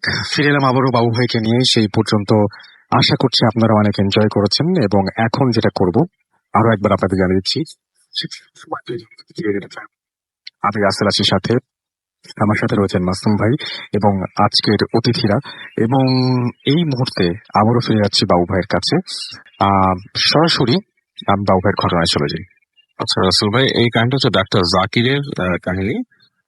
উনি লাইক 1989-88 এই সময় আর কি আপনার মেডিকেল মানে ডক্টর বাংলাদেশে থাকে। হ্যাঁ, ওই সময় ডক্টরের পেশায় আর কি প্রথম আসেন আর কি। ফার্স্টের দিকে উনি শুরু করেন ওনার কাজ, পড়াশোনা শেষ করে, ইয়াং ডক্টর। তো উনি ওই সময় একটা ক্লিনিকে ওনার কাজ পড়েছিল। ক্লিনিকটা ছিল হচ্ছে আপনার মোহাম্মদপুরের কোনো একটা জায়গায়, এবং বেশ পুরনো। এবং ক্লিনিকটার মোস্টলি কাজ ছিল এটা হচ্ছে নবজাতক টাইপের ক্লিনিক, মানে ওখানে বাচ্চা হতো আর কি, মানে লেবারের গুলো হতো ওখানে। যাই হোক, তো উনি ওখানে আপনার কাজ করে। তো একদিন রাতে ওনার ডিউটি পড়ে, প্রথম দিকে আর কি, উনি ফার্স্ট যখন জয়েন করে ওনার ডিউটি পড়ে ওখানে। তো উনি রাতের বেলা বসে আছেন, কোনো মানে আর কি এক্স আউট পেশেন্ট কেউ নাই তখনো। ভর্তি যে একটা পেশেন্ট আছেন, যে একটা রুমে কেবিনে আছেন আর কি। ওনাদের যে ওয়ার্ড থাকে, ওয়ার্ডের মধ্যে নর্মালি ওরকম কোনো পেশেন্ট নেই, হাসপাতাল মোটামুটি ফাঁকাই বলা চলে। এবং আপনার নিচে আপনার আছে, ওই যে গার্ড আছে। তো মোটামুটি বলা যায়, এটা বলার কারণ হচ্ছে যে হাসপাতালটার মানে পরিবেশটা আমি বর্ণনা করছি আর কি ওই সময়। এবং হাসপাতালটা ছিল হচ্ছে পুরো পুরোনো একটা বাড়িতে, দ্যাট ইজ লাইক, তো ক্লিনিকটা ছিল হচ্ছে আপনার সেই পাকিস্তান আমলে কোনো বাড়িতে, বেশ বড় আর কি জায়গা নিয়ে। তো যাক, তো উনি বসে আছেন, ওনার উপরে ওনার কাজ হচ্ছে যে ওই যারা কেবিনে আছেন, যদি কোনো প্রয়োজন হয় ওনাকে রাত্রেবেলা ডাকলে ওনার যেতে হবে, কাজ ওনারা হচ্ছে আপনার ডেলিভারি পেশেন্ট, যে কোনো সময় হতে পারে আর কি। তাদের যে নির্ধারিত ডাক্তার আছে তিনি কাজ করবেন, বাট ইমার্জেন্সি কিছু হলে ওনাকে যেতে হবে অ্যাজ এ নিউ ডাক্তার হিসেবে। যাক, তো উনি ওখানে বসে বসে নিজের মতো বই পড়ছেন, ম্যাগাজিন পড়ছেন, টাইম কাটাচ্ছেন। এরকম সময় উনি হঠাৎ ফিল করেন যে ওনার এই পাশ থেকে, মানে ওনার যে রুমের যে পাশে যে করিডোরের ওই পাশ থেকে কেউ একজন মানে কিছু একটা বলছে আর কি, লাইক কথার মতো আসছে, কিন্তু কথাটা স্পষ্ট না। আচ্ছা, তো উনি ওই সাউন্ডটা শুনে আপনি মনে করেন যে কিছুক্ষণ কান পাতে, কে বলতেছে, কেউ কথা বলতেছে কিনা, আমার নিজেদের মধ্যে গল্প করছে কিনা, ইগনোর করার চেষ্টা করেন। বাট একসময় ওনার কাছে জিনিসটা বেশ বিরক্তিকর মনে হতে শুরু করে, যে লাইক ওনার নার্ভের মধ্যে লাগছে জিনিসটা। তো উনি উঠে যান, উঠে যেয়ে ওই বইটা রেখে উনি হেঁটে যান যে করিডোর দিয়ে উকি দেন। তো দেখেন যে করিডোরে এক মাথা হচ্ছে আপনার একটা বারান্দা, এবং এই পাশে তো কিছুই নাই, কিন্তু কোনো মানুষ করিডোরে নেই। আচ্ছা, তো উনি বলছে এরকম একটা ফিসফিস যে শব্দ, মানুষ কথা বলতেছে, এটা এত লাউড কেন হবে যে পুরো করিডোর পার হয়ে আমার এখানে আসছে। তো উনি হেঁটে হেঁটে হেঁটে হেঁটে হেঁটে ওদিকে যান, দিয়ে করিডোরের শেষ মাথায় যে উনি আস্তে করে রুকিয়ে দেন ডান দিকে। তো বারান্দার সামনে যে জায়গাটা, এক পাশে হচ্ছে আপনার ড্রেন, মানে ড্রেইনের যে লাইনটা, আগে আপনি যত জানেন রাসেল ভাই, আগে বলেছি যে মোহাম্মদপুরের অঞ্চলটাতে যে ওই সময়কার আরবান প্ল্যানিং এ পেছনে ফায়ার এসকেপ রাখা হতো, কিন্তু পরবর্তীতে আমাদের নোংরা অভ্যাসের জন্য ময়লা ফেলে ফেলে ওটাকে একটা ডাস্টবিনের মতো বানায় ফেলা হয়েছিল। এখন আস্তে আস্তে একটু চেঞ্জ হচ্ছে পরিবেশটা, বাট স্টিল অলমোস্ট সেম হয়ে গেছে। যাই হোক, তো উনি ওই ড্রেনের ওখানে দেখেন যে এক পাশে ড্রেনের মানে নর্দমার মতো ওই সাইডটা, আর আরেক পাশে ঠিক কর্নারে মানুষ দাঁড়ায় আছে, দুইজন কথা বলতেছে। এবং উনি খেয়াল করে দেখছে যে মানুষগুলা ছায়া টাইপের, ইটস লাইক পুরোপুরি শরীর দেখা যাচ্ছে না। তো যতটুকু অন্ধকার, যতটুকু আলো, মানে স্ট্রিট ল্যাম্প দূরে আছে, নিয়ন আলো, নিয়ন লাইট জ্বলতেছে, এটা তো একটা মানুষের অবয়ব কিছুটা হলেও বোঝা যাওয়ার কথা, যে একটা মুখের এক অংশ পড়বে বা কিছু, সেরকম কিছু না। এবং তারা ফিসফিস করে কিছু বলতেছে নিজেদের ভেতরে।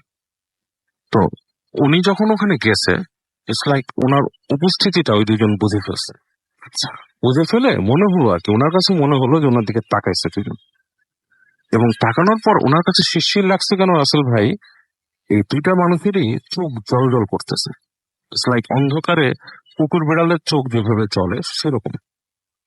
তো উনি না একটা ধাক্কা খায়, উনি ধাক্কা খেয়ে ছিটকে ওখান থেকে, মানে ধাক্কা মানে ওর নিজের ভেতরে ভেতরে ধাক্কা খেয়ে নিজের অজান্তেই উনি ছিটকে পেছনে চলে আসে। পেছনে চলে আসে, উনি চিন্তা করে যে মানে কি দেখলাম, ব্যাপারটা আসলে কি, এটা কি মানুষ? তো এরকম হওয়ার কথা না, কুকুরের মতো চোখ বলতেছে।